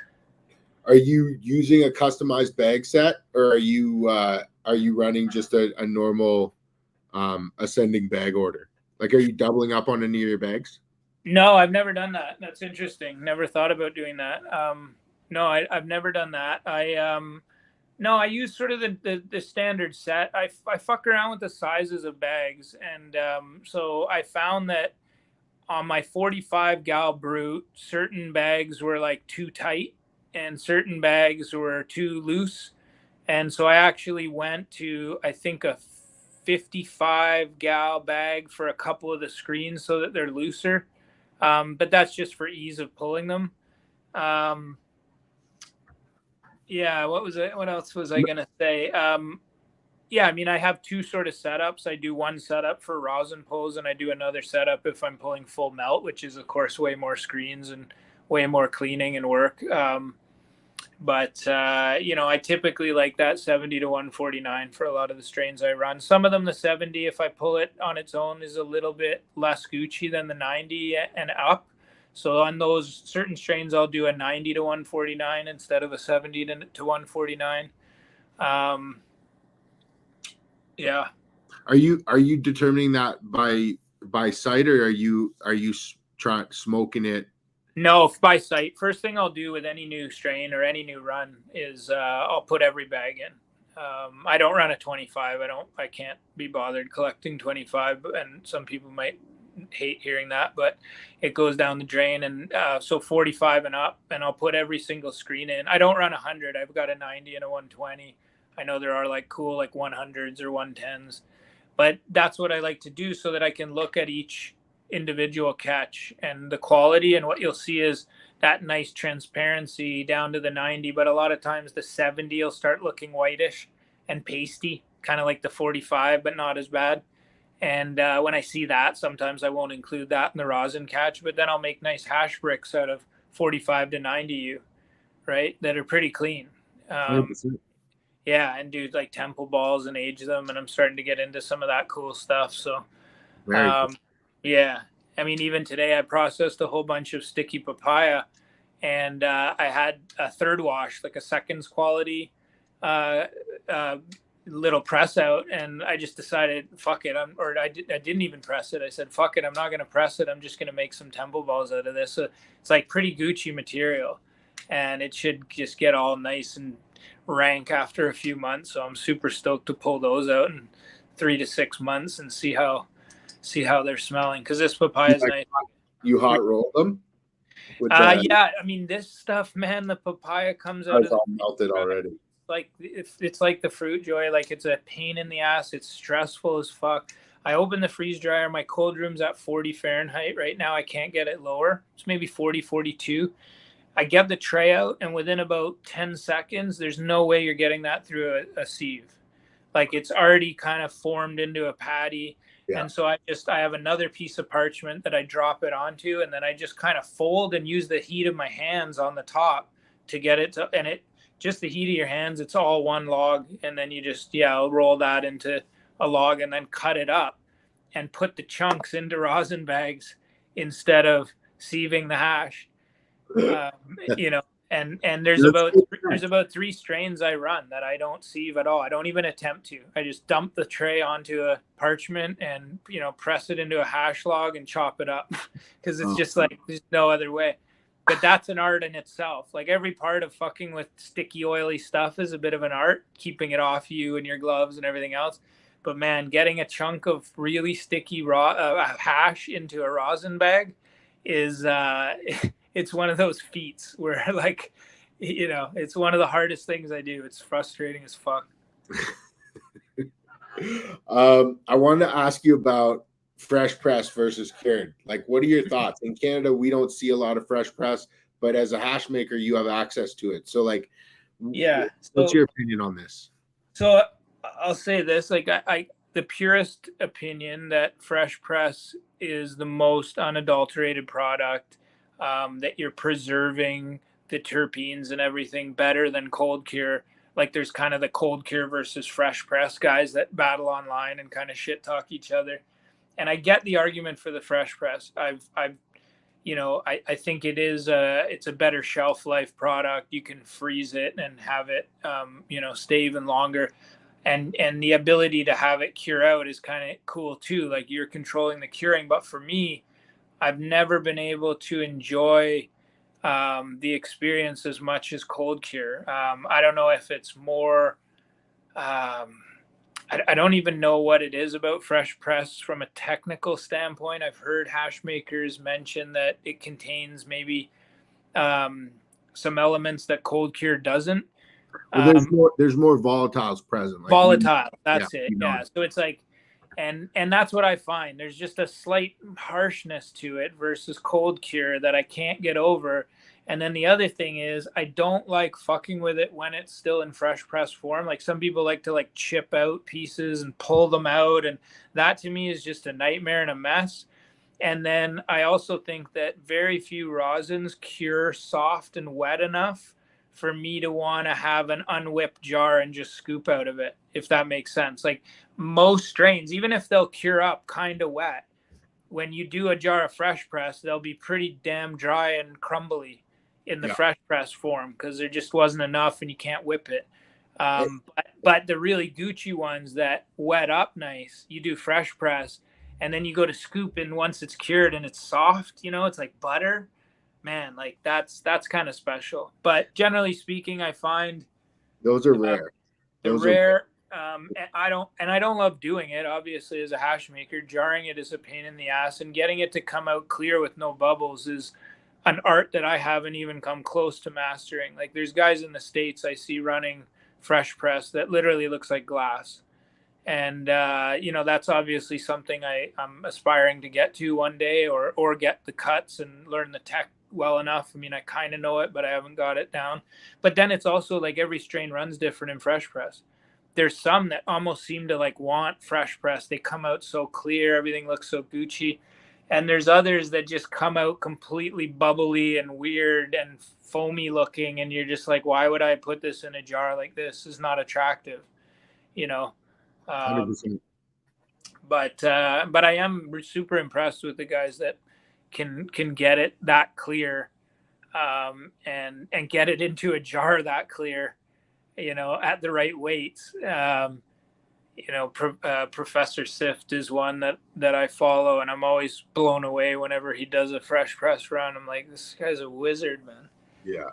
So a lot of these guys that, the way that they're able to do it is incredible. And I think you actually have to hunt for fresh press, or you luck out. But like, I think lucking out is like, it's like lucking out would be like scratching a lottery ticket and then winning. And then on the back, there was like an additional lottery that you scratched and won. Yeah.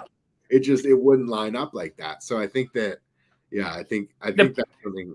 There's not enough demand for it too. I find if I put it out, the plugs don't want to handle it cold, and then you get it all curing before people get it. And I think the consumers caught on to geography. Is it because if you're shipping across Canada and stuff, it's the reason that fresh press isn't big in Canada is geography. I think that's the only reason, because. Yeah, but the other thing I think too is that I think there's been some, again, fuckery on the part of hash makers to just use strains that don't wet up and come out crumbly, and just doing only fresh press with them. And sometimes those are great. Like Concentrated X has a straw nana, and my homie Humble Gardens has the same straw nana from DNA Genetics back in the day, Amsterdam based, and they that cut is just super high THC, low terps. Like Tim's run it in his program. The terp is small. It's just like pure crystals. It's wild. But it makes this crystal clear fresh press. It's beautiful. And it's really nice to dab, and the Concentrated X's cut is just like super special. It's all floral and just really nice. So there are those ones that is the right format for it, and, but yeah, I mean, I think there's room for that market to grow in Canada as well. And I think Full Melt's on the same page. Like it's a shipping problem.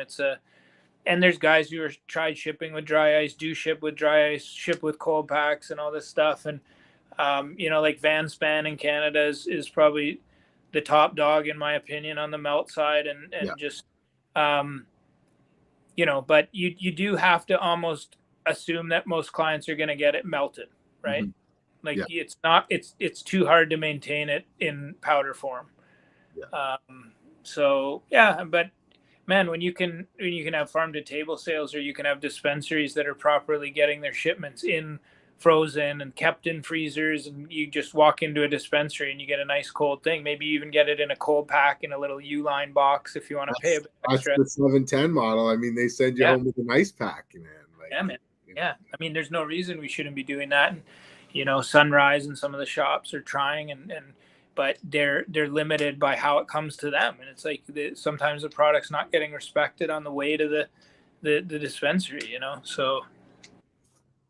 No, I think that's the biggest problem in Canada right now is the logistics, the supply chain, and the path to market. Like the opportunity that every state had with their regulatory regime in the life cycle that they had, no matter where they ended up, was a very easy path to market for makers to produce a vast array of products, bring those products to a sanctioned like legal dispensary, and then vend those products to a point where you're attracting a tremendous amount of new consumers because you have so many different form factors that you're offering up.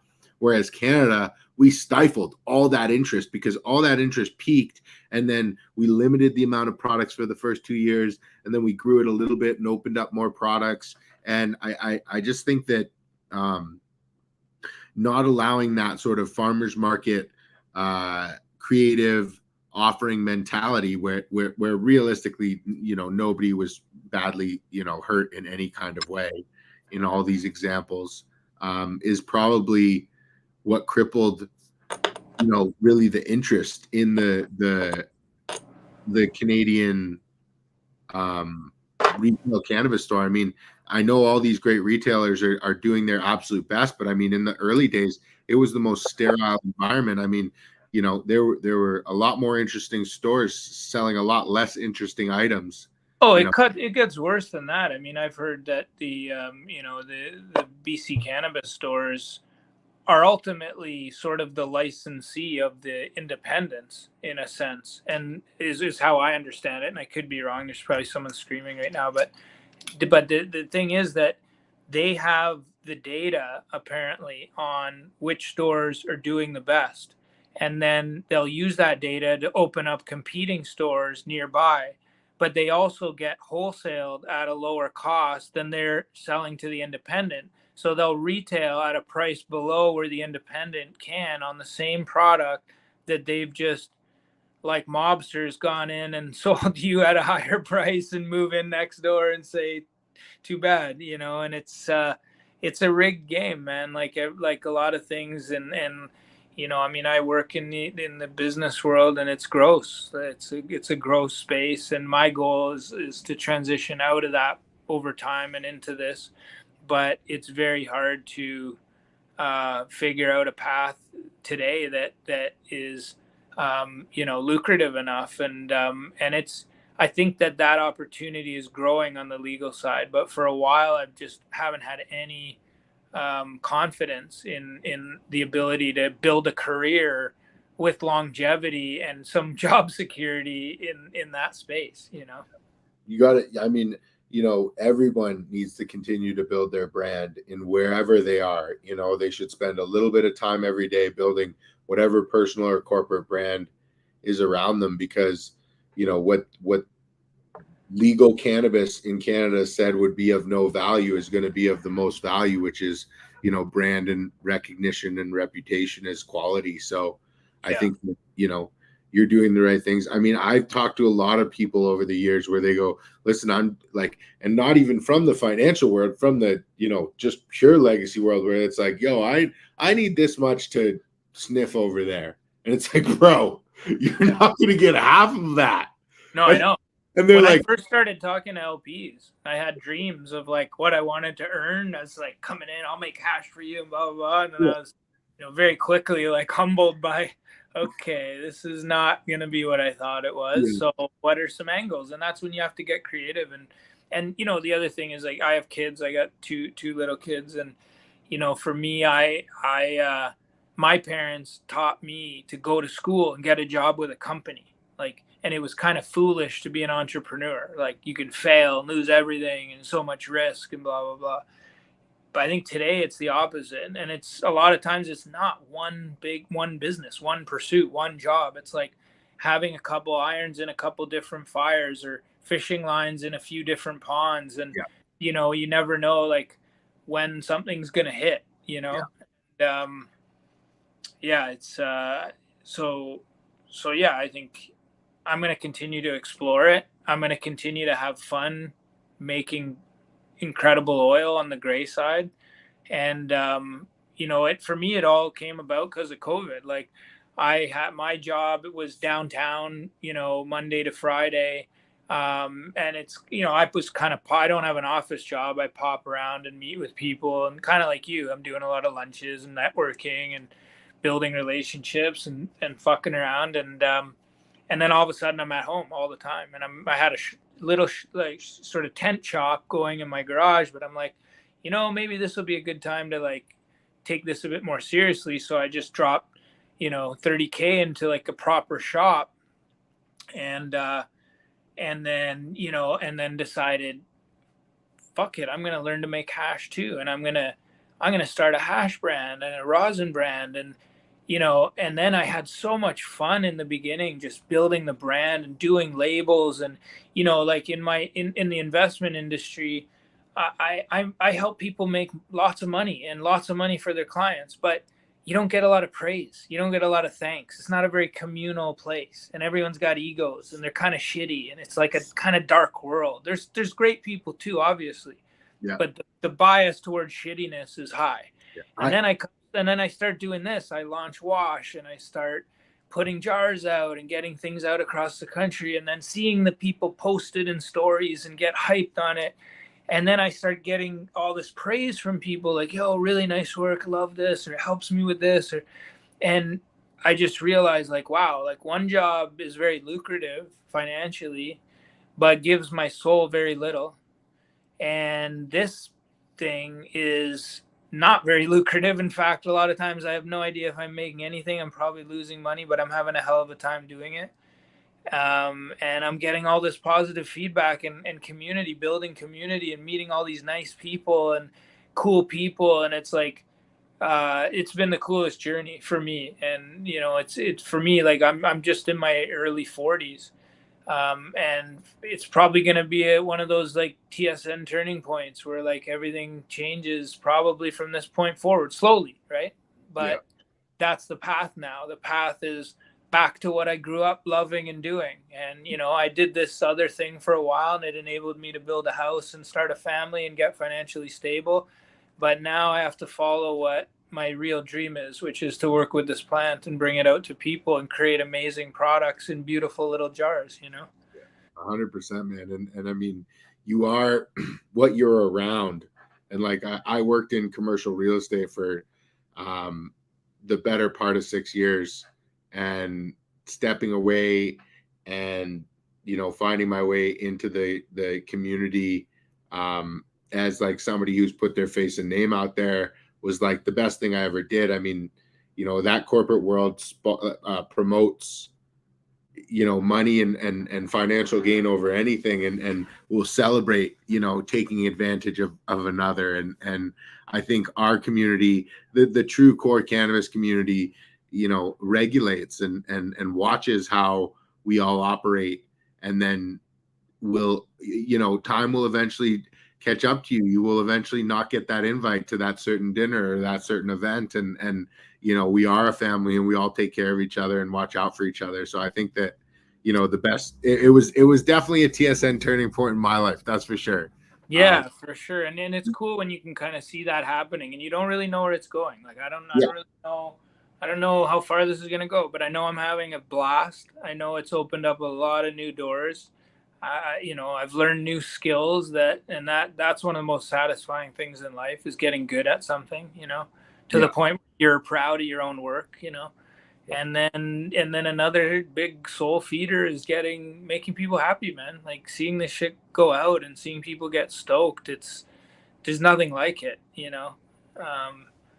I mean, that drives me more than absolutely anything. 100%. It's so cool to see somebody take something that you've cultivated and put all that hard work in, and then when they exhale the resin, the vapor, and then their eyes light up, and then they look at you, and you're just like, oh wow, that was super genuine. You're like, oh wow, that was really cool. Like I definitely know a little bit about that feeling. I wanted to ask you if you put much thought into yields. Like you come from the finance world. We are using these yields in such a non-scientific way in our industry, and there are so many variables that exist within a yield, whether it be the spectrum of micron to the water activity of the plant prior to harvest, to a multitude of other variables. Have you put much thought into this? and how we can make it better? Or is it something that you don't pay much attention to? No, I mean, I think about it a lot because a lot of the work I do is sort of contract work with other growers where I'm washing their material and I'm having to report back yields, and we're having to do financials based on that and account for everything and, you know, do invoicing. And so, you know, the traditional way obviously is like hash yields, right? Like how much fresh frozen went in, how much hash weight did I get out of the freeze dryer? For sure there's an argument that that's almost completely irrelevant, I think, but it's relevant if you want to assess the ratio of pressed rosin to hash, right? So initially, if you're trying to assess, like, do these heads press out to a high percentage of rosin, that hash number is important. But when I do subsequent work with the same growers on the same strain, we're focused more on finished grams of rosin and rosin grade catch, like not including the food grade, not including the high and the low, just the middle catch, is really the only thing that's relevant. The problem with it is it's always way fucking lower than you want to hear and see, right? Like the world of 6%, 7%, 8% doesn't really exist when you're talking about how much rosin you make at all. These are comical numbers, right? And to me, honestly, man, I've watched a lot of shit, and I mean, people might tell me I just haven't seen those cuts and blah, blah, blah. But I see people with, like, you know, 7% strains and 8% strains. And I'm like, I don't fully buy it. And what I think is happening is they're harvesting dry plants. I think they're drying back to the point where the plant weight is lower and you're getting a yield in excess of 6%. I found, like, I've run some GMO at about 6.5, not dried out, like kind of still healthy at harvest, not about to go limp. But I've also seen GMO do almost 9% when we dried the shit out of it and it was almost wanting to fall over, and then we froze it and washed it and it was 9%. So I could go out there and say I got 9% off GMO, but that's not really the case, right? And those subtle differences in how that plant was drinking right before harvest is going to make a massive difference on your yield. And to me, it's going to affect more than like how efficiently you washed it, for, let's say, as another variable. You know what I mean? So to me, it's like, yeah, I mean, to me, it's like, how much material did we freeze total in this run? And then how many grams of rosin did we get out of finished rosin? Is like, it's rosin per square foot. Yeah. And even rosin per light. That's one thing I've suggested in the past, is rosin per lamp, right? Yeah. No, I like a lot of these old school growers go by light. Like, oh, how many lights of this? How many lights of that, right? It's like, what does that mean? How many fucking plants is that? I don't know what your setup's like. So yeah, as long as you determine if it's 4x4 or 5x5, you can kind of track with totally. it. Yeah, totally. So, you know, to me, that's more relevant. And so, I don't know, man. I saw a post this summer. Someone was bitching about prices of rosin, or I think they were bitching about prices of sun-grown. Like, how are these guys charging more for sun-grown and this and that? And I think they even went to suggest that, like, if something yields higher, the price per gram should be lower to the consumer or something like that. But, you know, I mean, that's just, I don't think people realize, who haven't made rosin, how little of the full catch goes into those jars that you wrap. You know what I mean? Like, I mean, we could go through it quickly. Like, if I get 4% off something, probably only half of that is first and second wash, and a little bit less than that is going to be my middle catch. And then I'm going to lose 10 or 20% pressing it out. If I'm lucky. If it's a bad presser, I might lose 30, 40% pressing it out. So, you know, what you end up with is like 1 to 2% on good runs, you know, but that's something that's now valuable. That's Gucci oil. That's you could enter in a comp, right? Or you could, you know, yeah. I was chatting with Professor Sif the other day, and he was like, I don't tell people if it's, you know, ins or outs or depths. Like, if it's Gucci grade, it's Gucci grade. You know what I mean? Like, it's like, yeah. He's like, I don't want people taking a preconceived notion that they have about sun-grown and holding it against my resin. If I've judged this to be quality resin to go out under my brand, you know it's primo quality. And so yeah, that's cool. I mean, I it's interesting because this year I kind of advertised some runs as sun grown, and so did some other producers in Canada, because I think there is a bit of a awakening to the fact among the serious heads that, like, no, we need to pay attention to this, and this might be different and better. And Mission Hill feels the same way. Like they have their own sun grown sticker that they'll put on their jars that are sun grown to, like, you know, draw attention to that. So, but that's cool what he's doing. Like, I like that idea too, right? I think I'll probably get to that point where I'm like, this is nice oil. Like, you know, it's like, but I'm also gonna. I think the other thing that I'm planning to do is tier my drops all the time, and sort of have like a premium tier and a, you know, still good tier. You know, like second grade tier. Like, but not second grade. I mean, like a good grade and then like a special grade. You know what I mean? Like, okay. And maybe even do like box runs where they're in, like, you know, some cool printed boxes or something. But I think for my brand in particular, I definitely want to, there's 3 or 4 cuts and runs that we do that people just go nuts for. And the oil's so nice. And those ones I want to maybe do something special for. But you have to create, if you want you think something special, you have to treat it as special if you expect others to treat it as special. Yeah. For it to just go out into the world and come back as special, like that's in a league of its own. But I think that, you know, doing stuff like that, like that's what we're seeing in the Cali market, like, you know, box sets with the same cross, or, you know, pheno hunt runs, or you know, the best of the best in a primo pack or whatever. Like, I think that stuff like that is really cool and draws attention. But I think like what are you doing with your second press and with your second grade stuff? Like, are you creating secondary products? Are you just not paying attention to that and then moving it on to somebody else? Like, you know, I've been fucking around with different things. I've been putting some of it out to market as like a B grade. But like obviously up front and labeled that way. Yeah. And then the other thing that I've been doing, I played with carting some of that oil, like trying to do my 3rd, 4th washes into carts, but I was finding it's just not clean enough. Like, you actually want to use your best oil for carts, with my experience, which is, it's hard to do, but that does work the best, obviously. But I've been putting that into the capsules that I run. So I've been doing my 3rd, 4th washes. I've been doing big runs of these rosin caps. I got the idea from Vanspan, but you know, I use that edibles medicinally personally, and I don't always like eating a gummy or a cookie or something. Sometimes I just want to like take a med, like pop an actual cap. So I've been making those, but you don't want to put like really food gradey stuff in that's like greenish or anything, right? Like, so to me, if I'm going to eat it, I want it still in that nice clean range.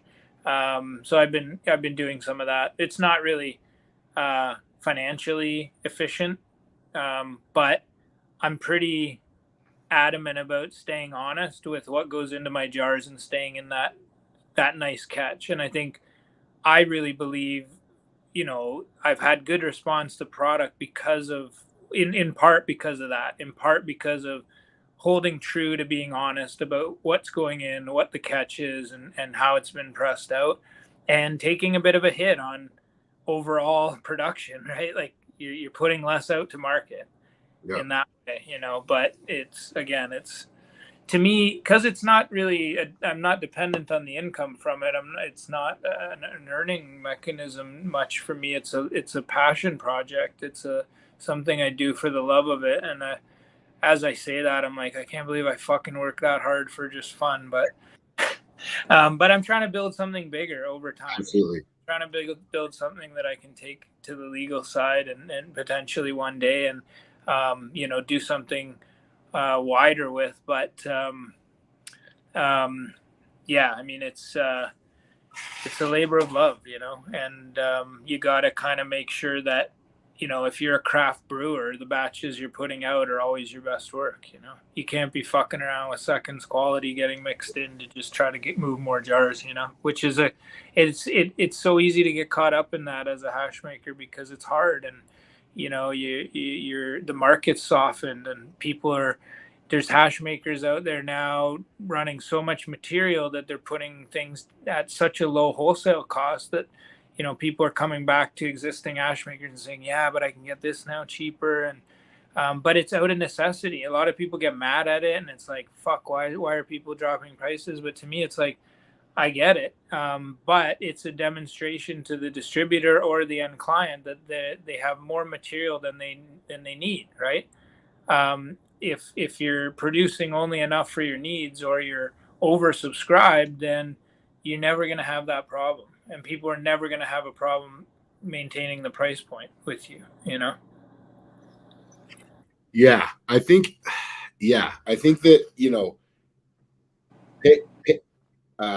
upfront pain is going to be worth a lot in the future, and making those decisions based on quality and gaining that reputation now is going to be so valuable if you're able to leverage that and understand when to leverage that in the future. And I think that time is coming. So, I commend you for doing that. And I've definitely, been able to try a few of your cuts. I know I tried the Sugar Shack, which was very impressive. And then the First Class Funk, which was, Sugar Shack's the one I mentioned that I thought was awesome initially and then have subsequently decided is not that hot, but it's a nice cut and it yields well, but it's just not special enough to keep around. So I let her go.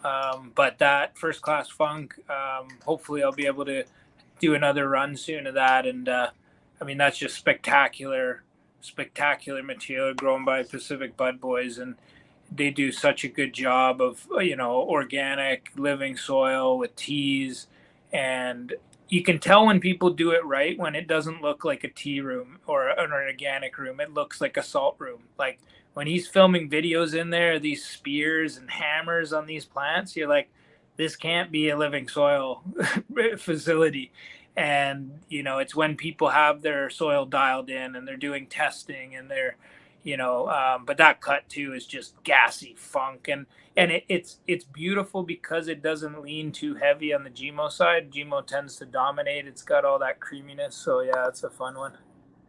Yeah, no, it's incredible. I wanted to talk about resin mixing. Is that something that you're a proponent of? We're seeing a lot of it going on these days. So in what sense? Like, can you describe we can break it down. We can either say mixing material in the wash, mixing loose resin, or mixing rosin. Is that something that you'd like to do in any of those optionalities or none, or what are your thoughts? I've done the first and the last. I've mixed material in the well washing, and I've mixed rosins post. I guess you could mix hash too and then press it together.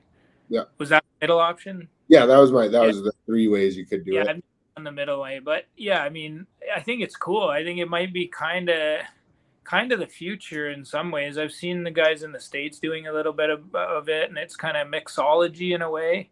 For sure. I do have cuts that I really like certain things about the terp profile, but it's also missing something. And to be able to layer in, something that adds to it. I've never personally created a mix that I was like super proud of and, almost wanted to name and put out. So I fucked around with it. I find a lot of times one of the terp profiles really dominates. And so it's really a question of the ratio. Mm-hmm. Like if you put something at 50-50, it tastes all one way still. Yeah. So maybe one's so loud that you got to dial down that one to like 20%. But I have no problem with it. And I actually don't think there's any difference in those 3 methods to the end result. A lot of people will advertise like this was washed together. And it's like, who the fuck cares, man? Give me a rosin jar and I'll whip it up. And those are those 2 oils together, Yeah. Some people think it's a lot different and some people don't. Yeah, I'd be hard pressed to think otherwise, but who knows, man? But yeah, I think it's super cool. I think if it's done well and you create something that's that's actually noteworthy, then cool. Why the fuck not? I don't take anyone away from that. Oh yeah. I mean, I think that you're going to see a lot more of it. I think that, you see a lot of blending in the alcohol industry. You're going to have an outdoor, non-offensive, but non-notable base, uh, hash rosin combined with some unique indoor, really terpy varietals that are less, lower yielding, and creating these different flavor optionalities. And then I tried it. I'd put this apple sundae haze, I think it is, that Tim had cut from Tim, and it was like a 0.2% or something. Like you get like 10 grams off a few kilos of rosin. But I washed that one. I did like a 50-50 wash with something that yielded well but had low terps. And it did kind of work to get some of the terps in. But the problem with that, and I think you and I have talked about it, is a lot of those low yielders where you don't get easy separation, like the ones that are really low yields, they also are dirtier hash. Like you can't get nice clean heads, and they're all in the really small ranges, and all the stalks come off too. So it's just this like muddy mush, And so when you do that, you're kind of, you might pick up some terp profiles that are interesting, but you're also probably introducing dirtiness into the finished rosin that wasn't necessary. Yeah. So you got to weigh the two things, Yeah, I think that it's going to be really interesting, because I think that there's going to be some purist schools of thought. I think there's going to be some groups who try and leverage a higher price point in the future for single strain versus all these blends that we're starting to see, and it's just going to be really interesting to see where that market goes, because you've got different people pushing different things for different prerogatives, like because they value different things, the almighty dollar, and where can we get this outdoor booth, turn it into an unpalatable rosin, and then add something that then create a palatable offering. Like I think that that's going to be a commonality that's going to become all too common. I mean, you got to know who you're dealing with, I think, and you've got some single source people in Canada, like Pineapple Reserve, who are doing amazing work, and CanF feeding and everything done in house, and with those type of people who are giving it their all, you can see that you're going to get a product that's worth as much, if not maybe a slight premium over their indoor runs, if doing it right. And but you also have to see when your plug gives you a call and says, hey, this guy's trying to sell me ounces of live rosin for $400. Like my first response is always, I guarantee that's someone's shitty, gross, real outdoor run, like not in a green, like in a field with dust, shit all over it, right?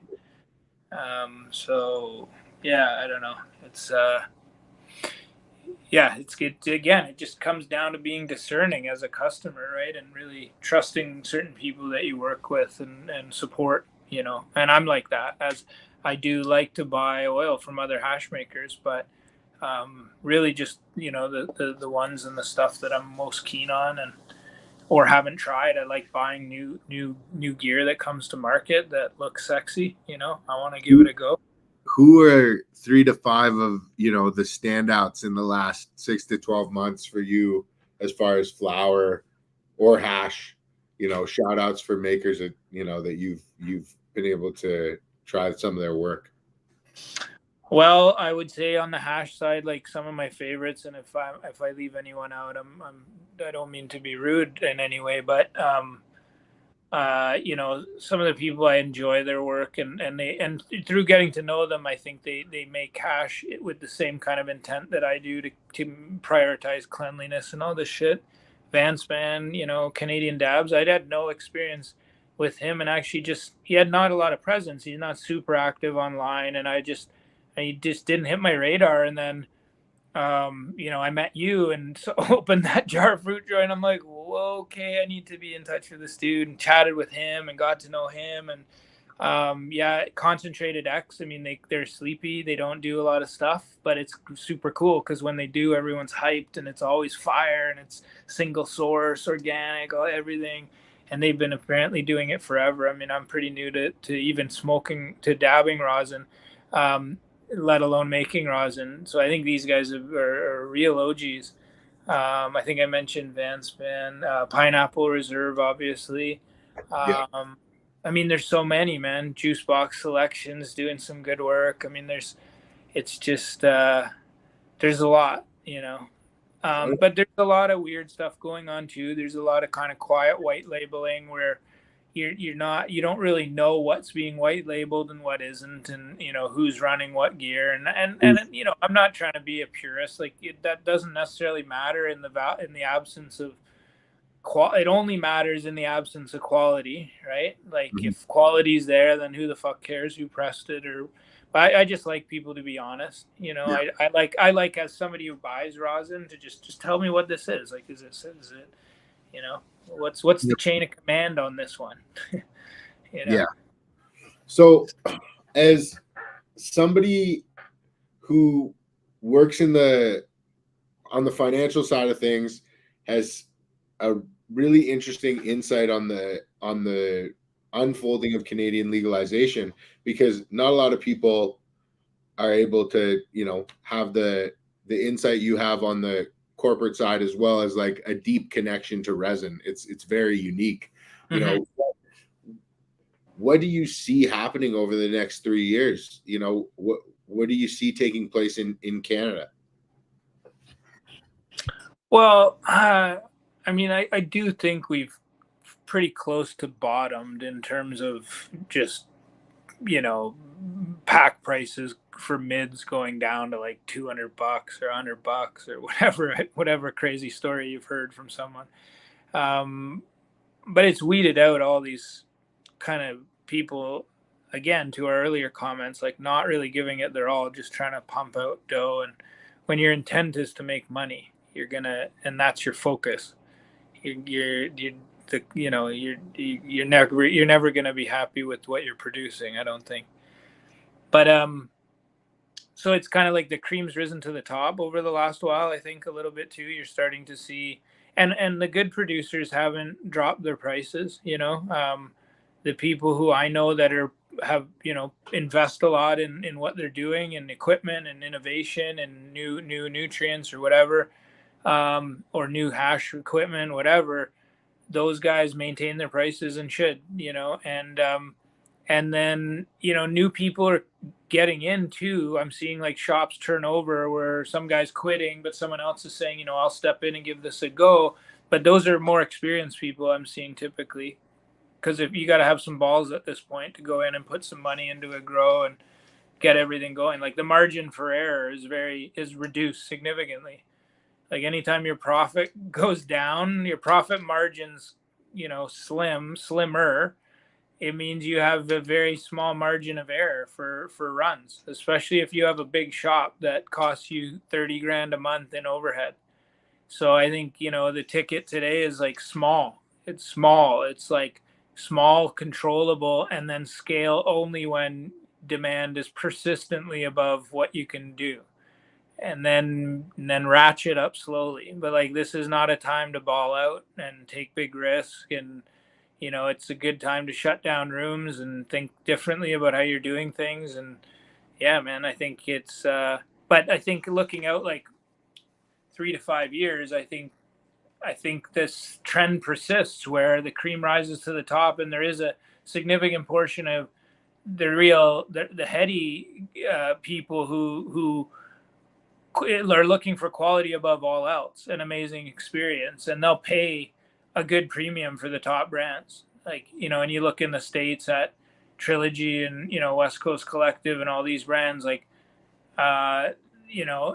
there's no one has any issue paying for those jars. Like I see people in Canada posting those jars all the time, and I know what they're paying for them, and it's belligerent in Canadian dollars to me, because I make hash and it's just, but it's because those are the guys with the best cuts, the best variety of cuts, and reasonably good processing and everything else, and cool labels, and good branding, good sort of visual appeal.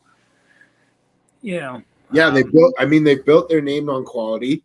If you're going to open that jar, you're going to have a good experience, and the level of experience is going to be nuanced based on that strain, but it's not going to fall below a threshold. That's what 710 Labs has done so well. And, a number of these other groups, we're talking legacy and legal, but 710 Labs maintains a level of consistency the same way I think Trilogy and those others do, not to the same level, but definitely to time after time repeatability. And I think that's really important, when you're building a brand. So and it's saying no to dropping stuff. We touched on it earlier, but I was talking to Vanspan recently, chilling out and having dabs, and just talking about how much material we run, and that's the deal I do with growers. Like, we'll produce it, but like if it doesn't come out where I'm comfortable with it, it's not going to go out under this brand. And that's hard for people when it happens, but when you're doing single source and you've got your own farms, you have to do the same thing. You have to say no sometimes to your own gear and be like, that's just not fucking good enough. Like, I could stuff this into jars and pretty it up with a lot of tapping of this tool, and I could put a super fancy label on it and hype it up in videos. But when people get it, I know in my heart they're not going to go nuts. So I'm not going to put it out. That's hard to do, right? When you're putting all this money into runs and everyone's fucking financially stressed right now. Like, it's a tough year, most people are making less money, and most people have higher expenses. So it's like that's a tough period. And so that's when you get more tempted to be a little looser with things. But so I try to think about that stuff a lot. I think that's hard. I think, a lot of people are making that mistake, and, maybe pushing that envelope, and it gets noted in consumership, and whether that translates to a devaluation in the brand in the future or not, we'll see. I think that there's going to be a big calling all cars for legacy brands to team up with legal operations over the next 3 years. And I'm definitely excited to support that, because and I think key to those things are going to be a willingness and an understanding on the part of the LPs to the value of these brands and continuing the same feel that these and it sucks, because unfortunately from a packaging perspective you can't give it the same feel as gray, right? It's got to be in some kind of goofy packaging above and beyond your nice Myron with a wrap on it. I'm not even sure you can wrap a Myron with full designs. I think that would be impossible. It's just, so it's tough. That's why I'm not there yet. And I think maybe things change in that respect. And that's a big, there could be little things that change in the regulations around packaging, around any of this stuff, that could totally change the landscape and all of a sudden attract all the gray market clientele. But as it stands right now, I don't know. I think I'd be more interested to watch some of the things iron themselves out in time, and then kind of tiptoe in when things seem a bit more sure. But that's also a selfish thing to say, because without people doing it right now and taking the risk, we won't make progress. So you got to respect the guys in it today, even if they're not making it. Let's say they're not killing it, and people post a shitty video about the jar of rosin they bought from the legal shop. Like, at least they're doing it. At least they're there. We need those guys, right? 100%. Because they're paving the way. But selfishly, I want to sit on the sidelines and wait for a good time to get on the ice when everyone else is tired. I think 95% of the brands that are around today aren't going to be around in a year or two. 100%. Yeah, I totally agree. Scratched and revamped and redone and reworked, because people who aren't about this life, they're like still trying to figure out like, okay, well, like, who do we like? I don't care who you want to be as a company. You are the quality level that you can produce to a true consumer. If you're trying to create a consumer out of a new consumer, then that's your own thing. And like, if you can trick somebody into, you know, a really low level offering at a really high incentive, like that's cool. That's not what we're here to talk about. But to a real consumer, you know, quality is going to speak. And then there's a whole nother group that is what the weed looks like and what the bag looks like. And we can't have that in Canada yet. So that consumership is completely legacy because we're not identifying or satisfying the status symbol that is a bag of weed. Like a bag of weed has always been a status symbol. And before we had Mylars, it was just what the weed looked like. Like, I don't like purple weed. Yeah. Because I've been using cannabis for medicine for years, and I don't find purple weed to be as strong as green weed. But purple weed was like a Mylar. It was like, look how different this is. It picks up the light, you know, the crystals. Man, we can all remember the first time we saw like actual fully purple. Real purple weed. You broke it open. It was all purple. Your mind was blown. You didn't even think it was real. You thought you put it in water, see if orange hairs on a purple bud. It just looked like a space nugget. Like, yeah. So I think that you know, it's understanding who you're catering to, what your brand is, and what your facility limitations are or capabilities are, all have to align. And if your brand doesn't align with that, you're gonna have to scratch your brand and rebrand it. And it's only gonna be brands like, you know, yourself and Canadian Dabs and Kind Selections and things like that have established like, this is the standard that I've built this brand to. And if you want to go forward with it, this is the standard that you have to go forward with it. And, you know, it's up to you, like you as a business owner and the people that you put around you to make sure that that contract between those two parties is sound and protects you, and is able to give you whatever you need out of that relationship. There'd be peace of mind that your brand's going to be represented, or you know, a big fucking wad of cash. Or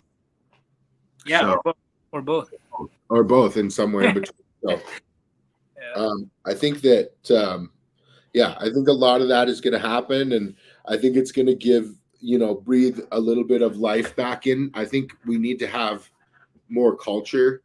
You know, there's more, you know, cultural gatherings for a lot of other things, and I think it's important that we continue to kind of promote every niche of our culture, and have more sessions and more gatherings and glass events pulled in with the hash events, and you know, glass art celebrations and things like that. So and competitions, right? I mean, I like these little hash it outs and little kind of like, let's get together and just put all our gear on the table, blindfold each other, and see what we like best, and then 100% see what's up. You know? There's so much ego, and I think if you have more competitions, so there's competitions all the time, then the idea of, oh, well, I won this or I won that, I think it will relax everybody, because there's so many opportunities, and I think it creates a healthier competition. I mean, to me it's like a different kind of competition too, because like every time somebody holds a competition, you're just gonna time what you can to that competition.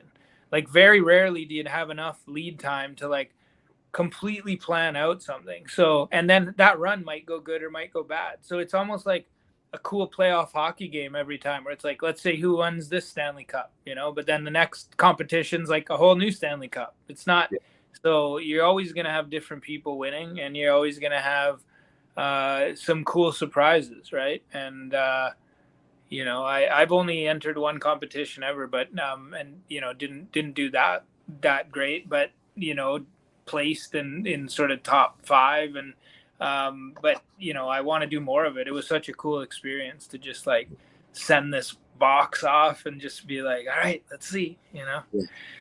No, I think there will be more, and like, I'm going to try and do some stuff up here in Canada, but it's needed, and shout out to everybody throwing anything from, a garage weekend sesh to like, Yeah. Get fucking organized, catered, Or guys like Kyle Legros just do, mothership events with Toro involved and just wild shit, right? Where you go like, okay, well, what the fuck is next? Like, I don't know where we can go from these things. Every one seems like more incredible than the last. And, but even the small ones, right? Even just a little heads up, hey, getting together here and there, and more networking, more people meeting each other, trying each other's gear. I love the trading jars things, you meet up with hash makers and just literally jar for jar, Yeah.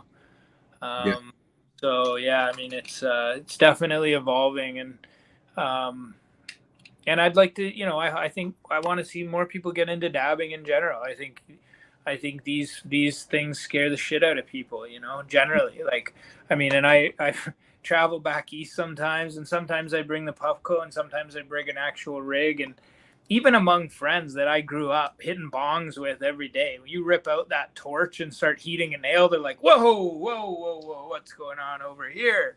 And it's just such a scene, right? And but it's not. Once you get to in a habit of dabbing, it's my friend who I got into dabbing about a year ago. He's like, "Oh man, I love it because it's like you sit down for this little tea party. It's like this little ritual, you have all this nice glass and it's all laid out." And he's like, "I always feel like my first dab of the day is like a little tea party for myself, And I was just laughing my ass off. I'm like, "It is, man. There's a poshness and a funness and a night like you get into the custom of it, but to the outsider it's weird and it's crazy and wild, and but I think if more people dabbled who are like serious flower heads and stuff, this whole concentrate market that we've been talking about for the last couple hours is just in its infancy. It's gonna grow, and I think we started off by like, when you're flower only, you're missing like 60% of the experience potentially. Yeah. And imagine if you could get all these flower heads to just experience that 60% once, right? I mean, it's not flowers phasing out, and it'll be like it's a generational thing. It's just that we don't go to the vape pen, that we don't go. And I mean, I've seen the proxy attachment to the heady rig, and I'm not into that personally. Yeah. Whatever floats your boat. If you're super anti-torch, that's fine. My contribution to our community is going to be I will dab any fucking where. I will dab where you tell me I'm not allowed to dab until you kick me out. I'll dab anywhere. That's and cool. B, I will create media, because that's what I think needs to be done. Is all this stuff has been hidden, and dabbing, you don't show it anyone, and and we have to kind of say, okay, well, this is what we look like as a concentrate community getting together and socializing. Like, I think that's important. And I think guys like Kyle, right? Like it was years ago, I got into like wine a little bit, and I was like, getting into red wines and shit. And I went to a couple of these wine events where everyone brings a really cool bottle, and you just sit around a table, and just a lot of times it's at a restaurant, but everyone's just sitting there with a glass of wine. But our rigs are just a glass of wine, man. We're just, when you see a sesh happening and everyone's got their spot at the table and a little setup in front of them, what's different about that? It's the same social environment where you're making eye contact, you're at the table, you're shooting the shit, but you have your little device that, delivers whatever pleasure we're trying to, get to at that moment. So yeah, we're going to be live judging the final four and the top four entries for Melting of the Heads New York. So we're going to have the entries come in early, and then they'll bring in a second. The top four will be notified, and they'll bring in an additional 4 grams, and that'll be divvied up between the judges, and that'll be done live, and it'll be head-to-head judging, like a tournament. And so you won't know live who's going head-to-head, but after, in the media that we create, we'll be able to you'll be So able to like, see. who's over there on the East Coast? This would be East Coast hash makers, or are these mainly? Anybody who has a ticket to Melting of the Heads can come, and all you need is 8 grams to enter. It's 4 grams up front and then 4 grams at the door. That's dope. So it won't be skewed to like East Coast hash makers or anything. It'll be Professor Q is from Maine, and he flew his stuff out on dry ice to Washington, and he took third place and fourth place in melt, and I think he took fourth place in rosin as well. Wild. So yeah, it's definitely we open up the competition to anybody who wants to enter, but it's just about showing up. But my point was that, I think it's about showcasing what that live tasting would look like. Is what I think that's going to be, with some really talented judges. So, well, it can be overwhelming too, man. Like, and I dab every day, all day, and but I don't dab a ton all day. I dab mostly at night. I'll have a couple dabs throughout the day. But for a lot of people, I think these events can seem a little bit overwhelming, like, because, people can get too high and weirded out. And, and even like I've had that experience where I go to one of these events and I get a bit too excited with the dab tool. And the next thing you know, I'm kind of mute for a while instead of like networking and meeting people. But you can meter yourself and chill at them too. Like, you don't have to go head to head with, someone like yourself that you might be under the table well before. You know what I mean? Like, you just kind of go at your own pace and make sure you're not going over the top. But, I think that is a factor too for some people, but all these events are opening it up and more people are coming out, and it's, people are seeing what a fun time it can be. Yeah. And you go home with such a great adult goodie bag every time, right? It's just like, every time I get home from one of these events, I'm like, oh shit, I'm loaded up. As we like wrap up here, I wanted to ask you, as you got into hash making really heavily very quickly, was it there one resource that was more helpful than another? Did you have a mentor coming in, or how did you learn so quickly? Well, so you were asking me about sports I do earlier, and I talked about trials and stuff, and then I've always been attracted to difficult sports. So I got into Brazilian Jiu-Jitsu around age 35, and competed and trained heavily. I had a back injury a couple of years ago, so I train now, but less.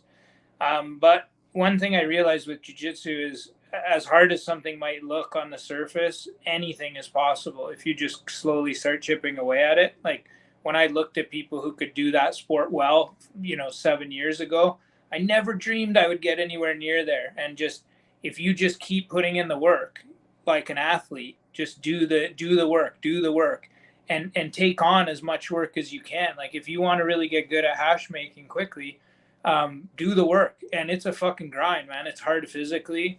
It's hard financially initially. You're gonna have to cough up a bunch of dough to start things off. And for me, initially I did buy a bit of time with like pros like Mika T, and sort of make sure that I was at least on the right track initially and not making any dumb mistakes that I'd continue doing for a year before I figured it out. But then it's like getting to work on actually fucking with it and ruining material, like knowing that you're gonna fuck things up, and just taking that approach. And for me, like, I love those difficult pursuits because I love the perfecting things and getting better at things is so satisfying. But with hash making, there's an extra element of like, you're digging for gold too. Like, when you're it's like panning for gold. I describe it, especially when you're running new material, because you're like, every time you pull those screens up, it's like, let's see what's in here. What did I get? Did I get a pile of gold or a bunch of shit? And, so I don't know. I think anyone can get good at things. Obviously, people will do it at different rates, but the main thing is just doing it a shit ton, like just putting in the work and grinding, So I think, sure. Sorry, I know you were muting there to have the dab, but yeah, I would say,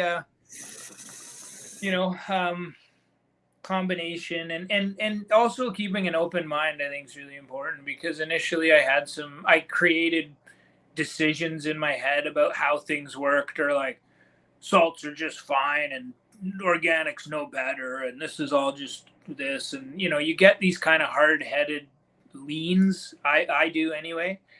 But now that as I get older, and just I always consciously try to challenge my own thinking and give things I've decided on another chance, and just keep an open mind and try shit. And a lot of what I know today is because I was open-minded about certain things that initially I was closed off to. I was like, I kind of decided, no, I already know what that's going to do and it's not worth it, so I'm not going to do it.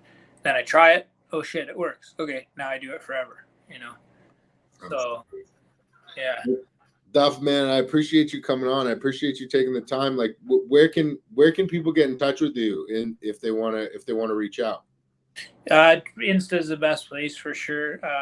Wash.oil on Insta, and Duffs_dank_farm on Insta are the two accounts that I run. And hit me in the DMs, obviously, just to say hi and to ask for a way to speak more privately. So but yeah, and happy to answer questions for people. Like, I do like giving people tips and advice. I'm not going to give all my secrets out or anything, but I don't have kind of that famine mentality. I like sharing a bit of information. I like helping people out who are fucking up and starting out. A lot of people did that for me. So, if anyone wants to ever reach out and has questions or anything, happy to be there.